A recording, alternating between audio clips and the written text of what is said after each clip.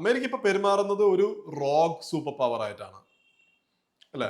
അതിന്റെ കാരണം അമേരിക്കക്ക് പഴയ ഒരു ഇൻഫ്ലുവൻസ് ഇല്ല എന്നുള്ളതാണ്. പഴയൊരു ഇൻഫ്ലുവൻസ് ഇല്ലാതാകുമ്പോൾ Americans are worried that the Chinese are rising very fast. ലോകം മാറിക്കൊണ്ടിരിക്കുകയാണ്. അപ്പൊ അതിന്റെ ഒരു റോഗ്നെസ് അവരുടെ ബിഹേവിയറിൽ നമുക്കിന്ന് കാണാം. അപ്പോ ഈ മാർക്ക് കാണി അമേരിക്ക കാനഡയെ ത്രട്ടൺ ചെയ്യുമ്പോഴാണ് അദ്ദേഹത്തിന് റൂൾസ് ബേസ്ഡ് ഓർഡറിന്റെ ഓർമ്മ വരുന്നത്. അമേരിക്ക വെനസ്വേലയിൽ പോകുമ്പോൾ ഈ ഓർമ്മ വരുന്നില്ല. When it comes to the Middle East, the lobby is running our foreign policy എന്നാണ് അദ്ദേഹം പറഞ്ഞത്. ലോബി എന്ന് ഉദ്ദേശിച്ചത് ഇസ്രായേൽ ലോബിനെ പറ്റിയിട്ടാണ്. ലിബിയ നോർത്ത് ആഫ്രിക്കയിലെ ഏറ്റവും സ്റ്റേബിൾ ആയിട്ടുള്ള രാജ്യങ്ങളിലൊന്നായിരുന്നു ഗദ്ദാഫിയുടെ സമയത്ത്. ആ ലിബിയയുടെ ഇന്നത്തെ അവസ്ഥ നോക്കും. ലിബിയയിൽ 2 ഗവൺമെന്റ് ഉണ്ട്, 2 പാർലമെന്റ് ഉണ്ട്, മൾട്ടിപ്പിൾ മിലീഷ്യാസ് ഉണ്ട്. സിറിയ എന്ന് ഭരിക്കുന്നത് ആരാണ്? സിറിയ എന്ന് ഭരിക്കുന്നത് അദ്ദേഹത്തിന്റെ പേര് അദ്ദേഹം സ്വയം വിളിക്കുന്നത് അഹമ്മദ് അൽ ഷാര എന്നാണ്. ശരിക്കുള്ള പേര് അബു മുഹമ്മദ് അൽ ഗോലാനി എന്നാണ്. അദ്ദേഹം ഗോലാനി ജബഹത്ത് അൽ നുസ്രയുടെ നേതാവായിരുന്നു. ജബഹത്ത് അൽ നുസ്ര അൽ ഖൈദയുടെ സിറിയൻ വിങ് ആണ്. അപ്പോ ഞാൻ പറയുന്നത് ഇത് ഈ ജനാധിപത്യം, ഹ്യൂമൻ റൈറ്റ്സ് എന്ന് പറയുന്നത് അതൊരു നെറേറ്റീവ് സെറ്റിംഗ് ആണ്. അതിനപ്പുറത്തേക്ക് ഇതിൽ ഇവർക്ക് അമേരിക്കയ്ക്ക് എന്തെങ്കിലും ജെന്യുവൻ താല്പര്യമുണ്ട് എന്ന് എനിക്ക് തോന്നുന്നില്ല. മാത്രമല്ല, നിങ്ങൾക്ക് ജനാധിപത്യം ഇങ്ങനെ ഈ through the barrels of the guns നിങ്ങൾക്ക് ജനാധിപത്യം കൊണ്ടുവരാനും പറ്റില്ല. പ്രിയമുള്ളവരെ നമസ്കാരം, ഞാൻ PB ജിജീഷ്. ജസ്റ്റ് റൈറ്റ്സിലേക്ക് സ്വാഗതം.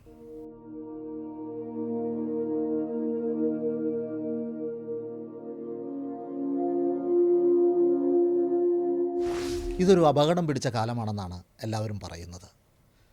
യുദ്ധങ്ങൾ, അനിശ്ചിതത്വങ്ങൾ, വ്യവസ്ഥാപിത മാതൃകകളെല്ലാം തകരുകയാണ്. ഈ മാറ്റത്തിൻ്റെ ഭാഷ എന്താണ്? വ്യാകരണം എങ്ങനെയാണ്? വൈകാരികതയ്ക്കും മുൻവിധികൾക്കുമപ്പുറം സത്യസന്ധമായി ഈ കാര്യങ്ങളെക്കുറിച്ച് മനസ്സിലാക്കുവാൻ നമ്മളോടൊപ്പമുള്ളത് ദ ഹിന്ദു ദിനപത്രത്തിൻ്റെ international affairs editor Shri Stanley Johny. Doctor Stanley Johny the Hindu ദിനപത്രത്തിൻ്റെ ഇൻ്റർനാഷണൽ അഫയേഴ്സ് എഡിറ്ററാണ്. JNUവിലെ സെൻറ്റർ ഫോർ വെസ്റ്റ് ഏഷ്യൻ സ്റ്റഡീസിൽ നിന്ന് അന്താരാഷ്ട്ര പഠനങ്ങളിൽ PhD നേടിയ അദ്ദേഹം ഒരു ദശാബ്ദത്തിലേറെയായി ജിയോ പൊളിറ്റിക്സിനെയും ഇന്ത്യൻ വിദേശ നയത്തെയും കുറിച്ച് എഴുതുന്നു. ലോകത്തിൻ്റെ വിവിധ ഭാഗങ്ങളിൽ നിന്ന് റിപ്പോർട്ട് ചെയ്തിട്ടുണ്ട്. വിവിധ സർവകലാശാലകളിൽ വിസിറ്റിംഗ് പ്രൊഫസറാണ്. ISIS Caliphate from Syria to the door steps of India, original sin, Israel, Palestine and the revenge of the old West Asia എന്നീ പുസ്തകങ്ങളുടെ രചയിതാവും the comrades and the mullahs, China, Afghanistan and the new Asian geopolitics എന്ന പുസ്തകത്തിൻ്റെ സഹരചയിതാവുമാണ്. സ്വാഗതം Shri Stanley John. Thanks for having me. നമ്മൾ നേരെ വിഷയത്തിലേക്ക് കിടക്കാം. 2020-കളിൽ നമ്മൾ ഇപ്പോൾ സാക്ഷ്യം വഹിച്ചുകൊണ്ടിരിക്കുന്നത് ലോകത്തിലെ ഒരു ലോകക്രമത്തിൻ്റെ അവസാനമാണോ, അതെയോ ചരിത്രം ഇതിനെ ഒരു ട്രാൻസിഷൻ പീരീഡായിട്ട് മനസ്സിലാക്കുമോ എന്നുള്ളതാണ്. അപ്പോൾ നമ്മൾ ലോകക്രമം എന്ന് പറയുമ്പോൾ നമ്മൾ മനസ്സിലാക്കുന്ന ഒരു പോസ്റ്റ് വാർ വേൾഡ് ഉണ്ട്. അതേസമയം തന്നെ ഒരു യൂണിപോളാർ വേൾഡ് ഉണ്ട്. പോസ്റ്റ് വാർ വേൾഡ് എന്ന് പറയുന്നത് 2ാം ലോക മഹായുദ്ധത്തിന് ശേഷം ലോകത്തിൽ നിലവിൽ വന്നിട്ടുള്ള ഒരു ഓർഡറാണ്. 2ാം ലോക മഹായുദ്ധത്തിന് ശേഷം നമ്മൾ നോക്കിക്കഴിഞ്ഞാൽ നമുക്ക് 2 സൂപ്പർ പവേഴ്സ് ഉണ്ടായിരുന്നു, യുണൈറ്റഡ് സ്റ്റേറ്റ്സും സോവിയറ്റ് യൂണിയനും. അപ്പോൾ അതിൽ സോവിയറ്റ് യൂണിയൻ 1991 സോവിയറ്റ് യൂണിയൻ്റെ പതനത്തിന് ശേഷം നമുക്കുണ്ടായിരുന്നത് ഒരു അമേരിക്കൻ കേന്ദ്രിതമായിട്ടുള്ള ഒരു ഏകധ്രുവ ലോകമാണ് നമ്മൾ യൂണിപോളാർ വേൾഡ് എന്ന് പറയുന്നത്. ഈ യൂണിപോളാരിറ്റി ഇന്നില്ല എന്നാണ് എന്താണ് നിങ്ങൾ if you ask me that's what I am thinking. എനിക്ക് വളരെ മാത്രമല്ല, നമ്മൾ പൊതുവെ ലോകത്തിൽ IR സ്കോളേഴ്സിനോടൊക്കെ ചോദിച്ചു കഴിഞ്ഞാൽ ഈ കാര്യത്തിൽ ഒരു കൺസെൻസസ് ഉണ്ട്. അതായത് ആ ഒരു യൂണിപോളാർ ഗ്ലോബൽ ഓർഡർ എന്ന് പറയുന്നത് ഇന്ന് നിലവിലില്ല. കാരണം ഇന്ന് അമേരിക്ക മാത്രമല്ല ലോകത്തിലെ ഒരു സൂപ്പർ പവർ. അപ്പോൾ നമ്മൾ 1991 മുതൽ ലെറ്റ്സ് 2014 വരെയുള്ള ഒരു ലോകം നോക്കുകയാണെങ്കിൽ ലോകത്തിലെ ഒരേ ഒരു സൂപ്പർ പവർ അമേരിക്കയാണ്, ഒരേ ഒരു ഗ്രേറ്റ് പവർ അമേരിക്കയാണ്. അപ്പോൾ ഈ ഒരു പീരിയഡിൽ നമുക്ക് കാണാം ഒരുപാട് യുദ്ധങ്ങൾ, അമേരിക്കയാണ് മേജർ യുദ്ധങ്ങൾ നടത്തുന്നത്. ഒരു ഗ്രേറ്റ് പവർ കോൺടെസ്റ്റ് ഇല്ല. ഇപ്പോൾ നമ്മൾ Bosnia, Yugoslavia, Iraq, Libya, Afghanistan, ഈ രാജ്യങ്ങളെല്ലാം നമ്മൾ നോക്കിക്കഴിഞ്ഞാൽ അമേരിക്കയുടെ നേതൃത്വത്തിലുള്ള യുദ്ധങ്ങളാണ് ഈ രാജ്യങ്ങളിലെല്ലാം നടന്നിട്ടുള്ളത്. അപ്പോൾ ആ ഒരു ഈ യൂണിപോളാരിറ്റിയുടെ ഒരു അന്ത്യം അത് ഫ്യൂച്ചർ ഹിസ്റ്റോറിയൻസ് ആണ് കുറെ കൂടി കൃത്യമായിട്ട് അതിനെ അടയാളപ്പെടുത്തുക. എനിക്ക് തോന്നുന്നു അതിന്റെ ഏറ്റവും മൂർത്തമായിട്ടുള്ള മാനിഫെസ്റ്റേഷൻ നമ്മൾ കണ്ടത് 2014 ക്രൈമിയൻ അനക്സേഷനിലാണ്, റഷ്യൻ അനക്സേഷൻ ഓഫ് ക്രൈമിയ 2014. അപ്പൊ ഇന്ന് നമ്മൾ നോക്കിക്കഴിഞ്ഞാൽ ലോകത്തിൽ ഇന്ന് 3 ഗ്രേറ്റ് പവേഴ്സ് ഉണ്ട്. ശരിക്കും ഈ 3 ഗ്രേറ്റ് പവേഴ്സ് തമ്മിലുള്ള ഒരു കോൺടെസ്റ്റ് ആണ് ഇന്ന് ലോകക്രമത്തെ മുന്നോട്ട് നയിക്കുന്നത്. അതൊന്ന് യുണൈറ്റഡ് സ്റ്റേറ്റ്സ് ആണ്, ഒന്ന് ചൈനയാണ്, 3 റഷ്യയാണ്. റഷ്യ ഇതിലൊരു വീക്കസ്റ്റ് ലിങ്ക് ആണ് of the 3, but still Russia is A great power. അപ്പൊ ഈ അതായത് നമ്മൾ പറയുകയാണെങ്കിൽ രണ്ടാം ലോക മഹായുദ്ധത്തിന് ശേഷം ലോകത്തിലുണ്ടായിരുന്ന ഒരു balance of power between the Soviet union and the United States, ആ ബൈപോളാർ വേൾഡ് എന്ന് പറയും നമ്മൾ. ആ കാലഘട്ടം കഴിഞ്ഞു. ബൈപോളാർ വേൾഡ് കഴിഞ്ഞതിന് ശേഷം ഉണ്ടായിട്ടുള്ള ഒരു ഏകധ്രുവ ലോകമാണ്, യൂണിപോളാർ വേൾഡാണ്. ഈ ബൈപോളാർ വേൾഡിൽ നിന്ന് ഏകധ്രുവ ലോകത്തിലേക്കുള്ള ഒരു കണ്ടിന്യൂവേഷൻ ഉണ്ട്. ആ കണ്ടിന്യൂവേഷൻ എന്ന് പറയുമ്പോൾ നമ്മൾ ബൈപോളാർ ലോകത്തെ പറ്റി പറയുമ്പോൾ ലോകം 2 സിസ്റ്റംസ് ആയിട്ടാണ് വിഭജിക്കപ്പെട്ടിരുന്നത്. ഒന്ന് അമേരിക്കയുടെ നേതൃത്വത്തിലുള്ള ഒരു ക്യാപിറ്റലിസ്റ്റ് സിസ്റ്റം, 2 സോവിയറ്റ് യൂണിയന്റെ നേതൃത്വത്തിലുള്ള ഒരു communist socialist system, that's A socialist order. ഈ സോഷ്യലിസ്റ്റ് ഓർഡർ ആണ് വീണുപോയത് 91. അപ്പൊ അത് ബേസിക്കലി കോൾഡ് വാറിന്റെ അന്ത്യം എന്ന് പറയുന്നത് ഈ US കേന്ദ്രിതമായിട്ടുള്ള ക്യാപിറ്റലിസ്റ്റ് സിസ്റ്റത്തിന്റെ മേൽക്കൈയാണ്. ആ ഒരു രണ്ടാം ലോക മഹായുദ്ധത്തിന് ശേഷം വെസ്റ്റേൺ യൂറോപ്പിലും അമേരിക്കയിലും നിലനിന്നിരുന്ന ഒരു ഇക്കണോമിക് ആൻഡ് പൊളിറ്റിക്കൽ ഓർഡറിന്റെ വിജയമാണ് നമ്മൾ 91 കാണുന്നത്. അപ്പൊ അതിനുശേഷം അത് ലോകവ്യാപകമായി പ്രചരിപ്പിക്കപ്പെടുകയാണ് ഉണ്ടായത് അമേരിക്കയുടെ നേതൃത്വത്തിൽ, ആ ഒരു US കേന്ദ്രിതമായിട്ടുള്ള ഒരു ഓർഡർ. അപ്പൊ അതുകൊണ്ടാണ് നമ്മളിപ്പോൾ ഒരുപാട് ഉദാഹരണങ്ങൾ കാണും. ഇന്ത്യൻ ഇക്കോണമി ഓപ്പൺ അപ്പ് ചെയ്യുന്നത് 1991 അതായത് ആ ഒരു ഗ്ലോബലൈസേഷനിലേക്ക് നമ്മൾ കാലെടുത്ത് വെക്കുന്നത് 91. അപ്പോൾ ലോകത്തിന്റെ പല രാജ്യങ്ങളിലും ആ ഒരു ലിബറൽ ഇക്കണോമിക് ഓർഡർ, അതേസമയം തന്നെ ഒരു ലിബറൽ ഇന്റർനാഷണലിസ്റ്റ് പൊളിറ്റിക്കൽ ഓർഡർ, അതിന്റെ ഒരു വ്യാപനമാണ് നമ്മൾ 90s മുതൽ കണ്ടു തുടങ്ങിയത്. അത് ഈ യൂണിപോളാരിറ്റിയുടെ അന്ത്യത്തോടു കൂടി ആ ഒരു ഓർഡർ അവസാനിച്ചു എന്ന് തന്നെ നമുക്ക് പറയാം. ഇതിനു ചരിത്രത്തിൽ ഇതുപോലെ പല ഷോക്കുകളും ഈ അന്താരാഷ്ട്ര രംഗത്തുണ്ടായിട്ടുണ്ട്, അന്താരാഷ്ട്ര ബന്ധങ്ങളുണ്ടായിട്ടുണ്ട്. അതിൽ നിന്ന് ഈ ഇപ്പോഴുണ്ടായിക്കൊണ്ടിരിക്കുന്ന ഈ സംഭവങ്ങൾ എങ്ങനെയാണ് വ്യത്യസ്തമാകുന്നത്? ഇപ്പോൾ നിലവിൽ ഞാൻ നേരത്തെ പറഞ്ഞ പോലെ ഒന്ന് അതായത് ഈ ഒരു ഷിഫ്റ്റ്, ഇപ്പോൾ ലോകം, we are no longer living in a unipolar world, but what kind of a world we are living in എന്നുള്ള കാര്യത്തിൽ നമുക്ക് ഇപ്പോഴും ഒരു ക്ലാരിറ്റി ഇല്ല. ഏത് രീതിയിലുള്ള ഒരു ഓർഡറാണ് നമുക്ക് ലോകത്തിൽ ഉണ്ടായി വരുന്നത് എന്നുള്ളത്. ഇപ്പോൾ നമ്മൾ ഇന്റർനാഷണൽ പൊളിറ്റിക്സിനെ പറ്റി പറയുമ്പോൾ ഇന്റർനാഷണൽ പൊളിറ്റിക്സിന്റെ ഒരു എസെൻഷ്യൽ ക്യാരക്ടർ എന്ന് പറയുന്നത് അത് അനാർക്കിക്കാണ്. നമ്മൾ എല്ലാ കാലത്തും നമുക്കൊരു കൃത്യമായിട്ടുള്ള ഓർഡർ, നമ്മൾ ഈ റൂൾസ് ബേസ്ഡ് ഓർഡർ അല്ലെങ്കിൽ ലിബറൽ ഹെജിമണി എന്നൊക്കെ പറയുന്നത് യഥാർത്ഥത്തിൽ ഇല്ല എന്നാണോ? റൂൾസ് ബേസ്ഡ് ഓർഡർ എന്ന് പറയുന്നത് ഇപ്പോൾ നിങ്ങളിപ്പോൾ യൂറോപ്യൻസിനോട് ചോദിച്ചു കഴിഞ്ഞാൽ, അമേരിക്കൻസിനോട് ചോദിച്ചു കഴിഞ്ഞാൽ അവർ റൂൾസ് ബേസ്ഡ് ഓർഡറിനെ പറ്റി പറയും. കാരണം എന്താണ്? റൂൾസ് ഉണ്ടാക്കിയത് അവരാണ്. അവർ പറയുന്ന റൂൾസ് ബേസ്ഡ് ഓർഡർ എന്ന് പറയുന്നത് അവരുണ്ടാക്കിയ റൂൾസ് എല്ലാവരും പിൻപറ്റുന്നിടത്തോളം കാലം അവർക്ക് റൂൾസ് ബേസ്ഡ് ഓർഡർ ഉണ്ട്. അല്ലാതെ ഇത് ലോകത്തെ ആളുകൾ, എല്ലാ രാജ്യങ്ങളും ഒരുമിച്ച് വന്നിട്ട് എല്ലാവർക്കും കൂടെ ഗുണകരമായിട്ടുള്ള ഒരു റൂൾസ് ബേസ്ഡ് ഓർഡർ അല്ല ഉണ്ടാക്കുന്നത്. റൂൾസ് ബേസ്ഡ് ഓർഡർ ഒന്ന്, ഇന്റർനാഷണൽ ലോ വേറെ ഒന്ന്. ഇപ്പോൾ അമേരിക്കൻ പ്രസിഡന്റ് ഒരിക്കലും വന്നിട്ട് നിങ്ങൾ എല്ലാവരും ഇന്റർനാഷണൽ ലോ റെസ്പെക്ട് ചെയ്യണമെന്ന് പറയുന്നില്ലല്ലോ. കാരണം ഇന്റർനാഷണൽ ലോ അവർ റെസ്പെക്ട് ചെയ്യുന്നില്ല. അവർ പറയുന്നത് നിങ്ങൾ റൂൾസ് ബേസ്ഡ് ഓർഡർ ഫോളോ ചെയ്യണമെന്നാണ്. എന്താണ് rules based order? Rules based order രണ്ടാം ലോക മഹായുദ്ധത്തിന് ശേഷം അമേരിക്കയും യൂറോപ്യൻ രാജ്യങ്ങളും ചേർന്നുണ്ടാക്കിയിട്ടുള്ള ഓർഡറാണ്. പക്ഷെ ആ ഓർഡർ ഇന്ന് വലിയ പ്രതിസന്ധി നേരിടുന്നത് 2 ഭാഗത്തു നിന്നും. ഒന്ന്, അമേരിക്കയുടെ ഒരു യൂണിപോളാർ പവർ അത് ഡിക്ലൈൻ ചെയ്യുന്നതുകൊണ്ട് റഷ്യയും ചൈനയും അമേരിക്കയെ നേരിട്ട് ചലഞ്ച് ചെയ്യുന്നുണ്ട്. 2 ഉദാഹരണം പറഞ്ഞാൽ, ഒന്ന് യുക്രൈൻ വാർ അല്ലെ. യുക്രൈൻ വാർ ശരിക്കും basically it's a war between Russia and NATO. That is happening inside Ukraine. അതാണ് we have to accept the reality. It's not a war between Ukraine and Russia. യുക്രൈനും റഷ്യയും തമ്മിലുള്ള യുദ്ധമാണെങ്കിൽ ആ യുദ്ധം പണ്ടേ തീർന്നേനെ. ഇത് യുക്രൈനും നേറ്റോയും തമ്മിലുള്ള യുദ്ധമാണ് യുക്രൈനിൽ നടക്കുന്നത്, അല്ല റഷ്യയും നേറ്റോയും തമ്മിലുള്ള യുദ്ധമാണ്. അപ്പൊ ബേസിക്കലി നേറ്റോ, റഷ്യ ചെയ്യുന്നത് എന്താണ്? അമേരിക്കയുടെ നേതൃത്വത്തിലുള്ള നേറ്റോയുടെ ഒരു ഡോമിനൻസിനെ ചലഞ്ച് ചെയ്യാണ് ചെയ്യുന്നത്. And they are doing it violently in Ukraine. അപ്പൊ അതൊന്ന്. 2, ചൈനയും അമേരിക്കയും തമ്മിലുള്ള ട്രേഡ് വാർ നമുക്ക് നോക്കാം. അപ്പൊ അമേരിക്ക, ട്രംപ് പ്രസിഡന്റ് ആയതിനു ശേഷം അമേരിക്ക പല രാജ്യങ്ങളുടെ മീതെയും ടാരിഫ് ഏർപ്പെടുത്തിയിട്ടുണ്ട്. ഇന്ത്യയുടെ കാര്യം നോക്കുക, 50% ടാരിഫാണ് ഇന്ത്യയുടെ മീതെ ഏർപ്പെടുത്തിയത്. അപ്പൊ ഇന്ത്യയുടെ റെസ്പോൺസ് എന്ന് പറയുന്നത് അമേരിക്കയുമായിട്ട് നെഗോഷിയേറ്റ് ചെയ്തിട്ട് അതിനൊരു പ്രതിവിധി കണ്ടുപിടിക്കുക എന്നുള്ളതാണ്. നേരെ തിരിച്ച് ചൈന ചെയ്തത് എന്താണ്? ചൈന ചെയ്തത് അമേരിക്ക ഏർപ്പെടുത്തുന്ന ഓരോ 25%നും തിരിച്ച് അങ്ങോട്ട് 25% റിറ്റാലിയേറ്ററി ടാരിഫ് ഏർപ്പെടുത്തുകയാണ് ചെയ്തത്. അമേരിക്ക 140% ടാരിഫ് ചൈനയുടെ മേത്ത് ഏർപ്പെടുത്തിയപ്പോൾ ചൈന തിരിച്ച് റയർ എർത്ത് എക്സ്പോർട്സ്, അമേരിക്കയിലേക്കുള്ള റയർ എർത്ത് എക്സ്പോർട്സ് നിയന്ത്രിക്കുകയാണ് ചെയ്തത്. അത് നമ്മൾ കണ്ടത് ചൈനയുടെ നേതൃത്വത്തിൽ China was retaliating against every step the United States was taking. This is something the Americans had never experienced. This is something the Chinese had never done before in the past. അല്ലെ? അപ്പൊ China, നമ്മൾ opium വാറിന്റെ കാലം മുതൽ നോക്കുകയാണെങ്കിൽ വിദേശ രാജ്യങ്ങൾ വന്ന് ചൈനയെ ഹ്യൂമിലിറ്റി ചെയ്തിട്ടേ ഉണ്ടായിട്ടുള്ളൂ. ഓപ്പിയം വാർ, ജാപ്പനീസ് യുദ്ധം, മഞ്ചൂരിയ പോയത്, അങ്ങനെ തായ്വാൻ പോയത്, പല ഉദാഹരണങ്ങൾ നമുക്ക് ചൈനയിൽ കാണാം.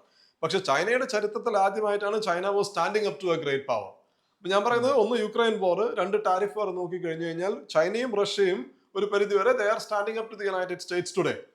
അപ്പോൾ അതുകൊണ്ട് നിങ്ങളുടെ ഈ റൂൾസ് ബേസ്ഡ് ഓർഡറിന്റെ ഹെജിമണി അതൊന്നില്ല, അല്ലെങ്കിൽ നമ്മൾ ഈ പറയുന്ന ലിബറൽ ഹെജിമണി അതൊന്നില്ല.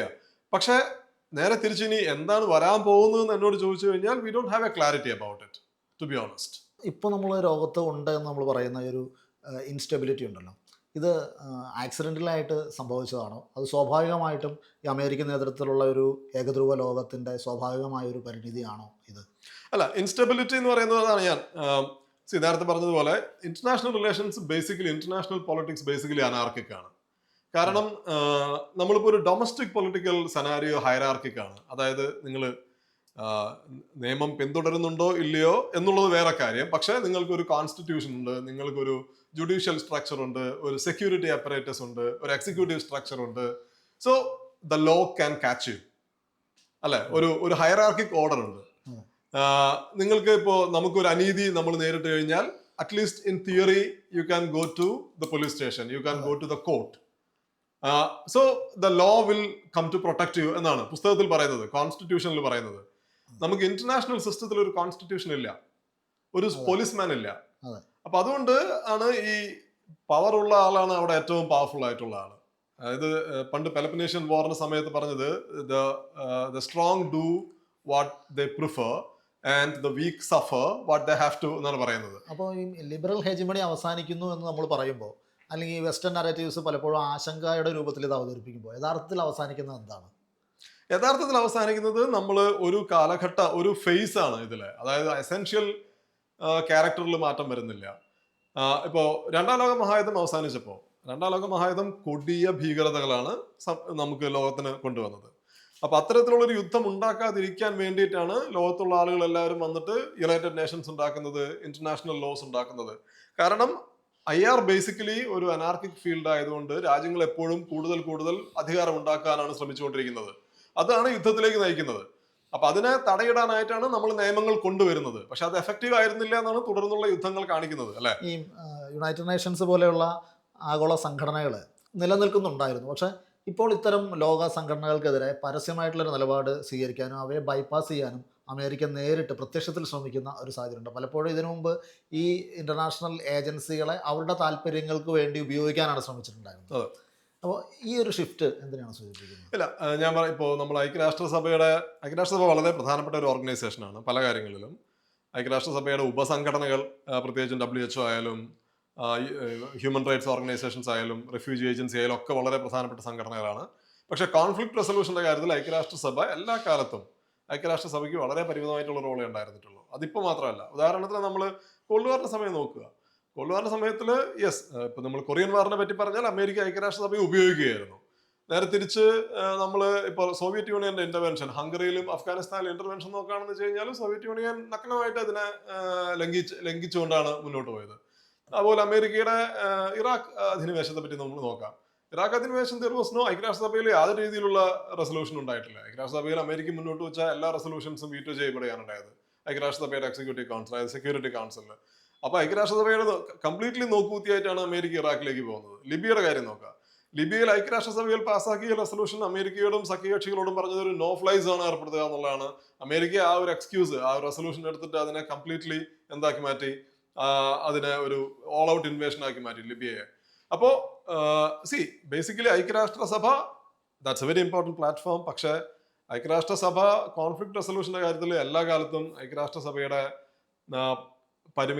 ഇടപെടലുകൾ വളരെ പരിമിതമായിരുന്നു. ഗ്രേറ്റ് പവേഴ്സ് ആണ് ഐക്യരാഷ്ട്രസഭയെ നേരിട്ടോ അല്ലാതെയോ നിയന്ത്രിച്ചുകൊണ്ടിരുന്നത്.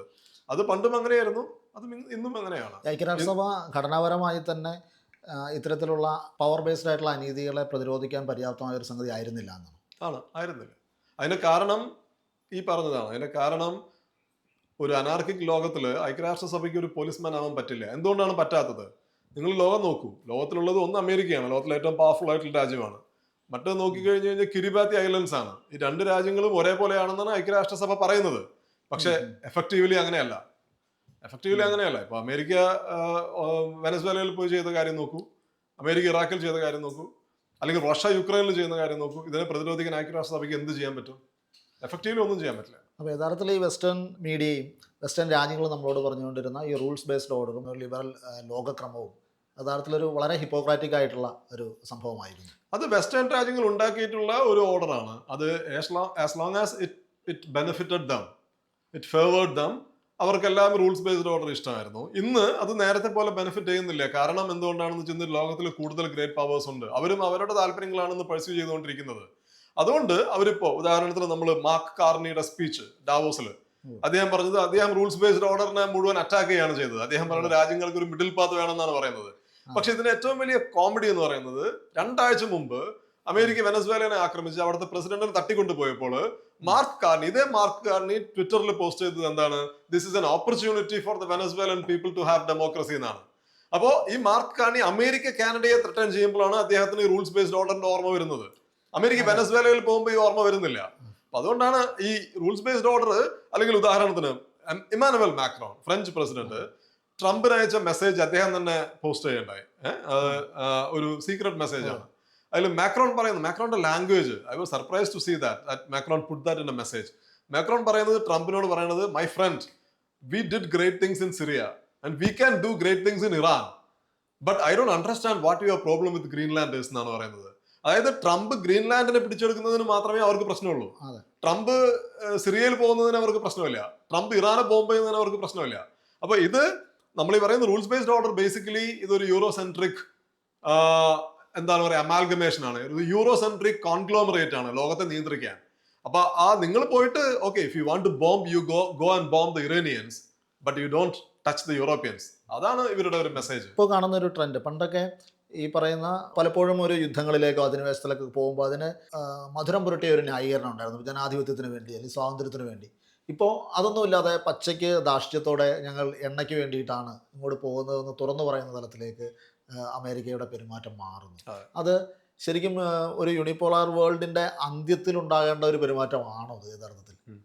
അത് ട്രംപിന്റെ കുറെ കൂടി ട്രംപ് ഈ കാര്യത്തില് എന്താണ് നമ്മൾ പറയാ, ആ ഒരു മറ്റ് അമേരിക്കൻ പ്രസിഡൻസിന്റെ ഒരു സൊഫിസ്ട്രി ഇല്ലാത്ത ഒരാളാണ്.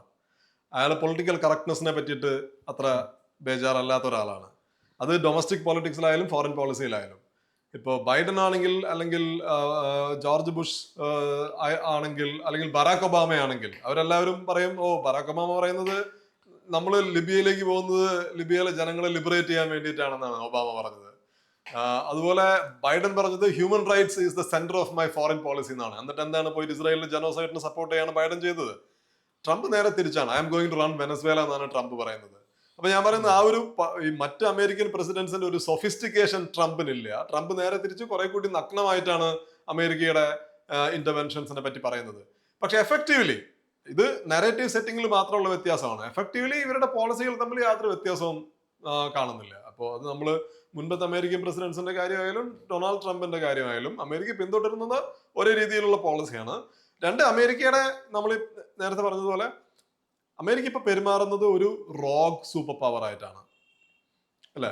അതിന്റെ കാരണം അമേരിക്കക്ക് പഴയ ഒരു ഇൻഫ്ലുവൻസ് ഇല്ല എന്നുള്ളതാണ്. ആ പഴയൊരു ഇൻഫ്ലുവൻസ് ഇല്ലാതാകുമ്പോൾ Americans are worried that the Chinese are rising very fast. ലോകം മാറിക്കൊണ്ടിരിക്കുകയാണ്. അപ്പൊ അതിന്റെ ഒരു റോഗ്നെസ് അവരുടെ ബിഹേവിയറിൽ നമുക്കിന്ന് കാണാം. യഥാർത്ഥത്തിൽ അമേരിക്കയുടെ ഒരു പരിഭ്രാന്തിയുടെ പ്രതിഫലനമാണ് ഇത്തരത്തിലുള്ളൊരു റോഗ്നെസ് എന്ന് പറയുന്നത്. അതാണ്. അതുപോലെ തന്നെ ഉദാഹരണങ്ങൾ കൂടി പറഞ്ഞു പോകുന്നതല്ലാണെന്ന് തോന്നുന്നു. ഇപ്പോൾ വെനസ്വേലയിൽ സംഭവിച്ചത് എന്താണ്? വെനസ്വേല, ഇറാൻ, സിറിയ, ലിബിയ, ഇങ്ങനെ കുറച്ച് സമീപകാലത്ത് നടന്ന ഇടപെടലുകൾ പരിശോധിച്ചാൽ അതിൻ്റെ യഥാർത്ഥ അമേരിക്കൻ താല്പര്യവും പുറത്തു വന്ന താല്പര്യവും വിശദീകരിക്കാമോ? വെനസ്വേല നമുക്ക് ഒരു ഭാഗത്ത് നോക്കാം, സിറിയയും ഇറാനും ഒരു ഭാഗത്ത് നോക്കാം. സിറിയയും ഇറാനും വെസ്റ്റ് ഏഷ്യയിലെ രാജ്യങ്ങളാണ്. വെനസ്വേല വെസ്റ്റേൺ ഹെമിസ്ഫിയറിലെ രാജ്യമാണ്, സൗത്ത് അമേരിക്കയിലെ രാജ്യമാണ്. ഇപ്പോൾ ഇതിൽ അമേരിക്കയുടെ ഒരു പ്ലേ ബുക്ക് ഉണ്ട്. ഇപ്പം നമ്മൾ ഇതിനൊരു വളരെ സിംപിൾട്ടൺ ആയിട്ടുള്ള അനാലിസിസ് പല ആളുകളും പറയുന്നത് നമ്മൾ കാണുന്നത് എന്താണ്? ഇറാനിൽ ഒരു മർദ്ദക ഭരണകൂടവും ഒരു സ്വാതന്ത്ര്യം കാക്ഷിക്കുന്ന ജനങ്ങളുമാണ് അവിടെ ഉള്ളത്. അവർ തമ്മിലുള്ള ഒരു ഫൈറ്റ് ആണ് ഇറാനിലെ പ്രൈമറി കോൺട്രഡിക്ഷൻ. സിറിയയുടെ കാര്യത്തിൽ നമ്മൾ ഇത് തന്നെയാണ് കേട്ടത്, അല്ലെ? സിറിയയിലെ ബഷർ അൽ അസദ് ഒരു മോൺസ്ട്രസ് റെജീം റെപ്രസെന്റ് ചെയ്തിരുന്ന ആളാണ്. But the people wanted freedom, that led to the civil war. ഇതാണ് വെസ്റ്റേൺ ലിബറൽ നെറേറ്റീവ് എന്ന് പറയുന്നത്.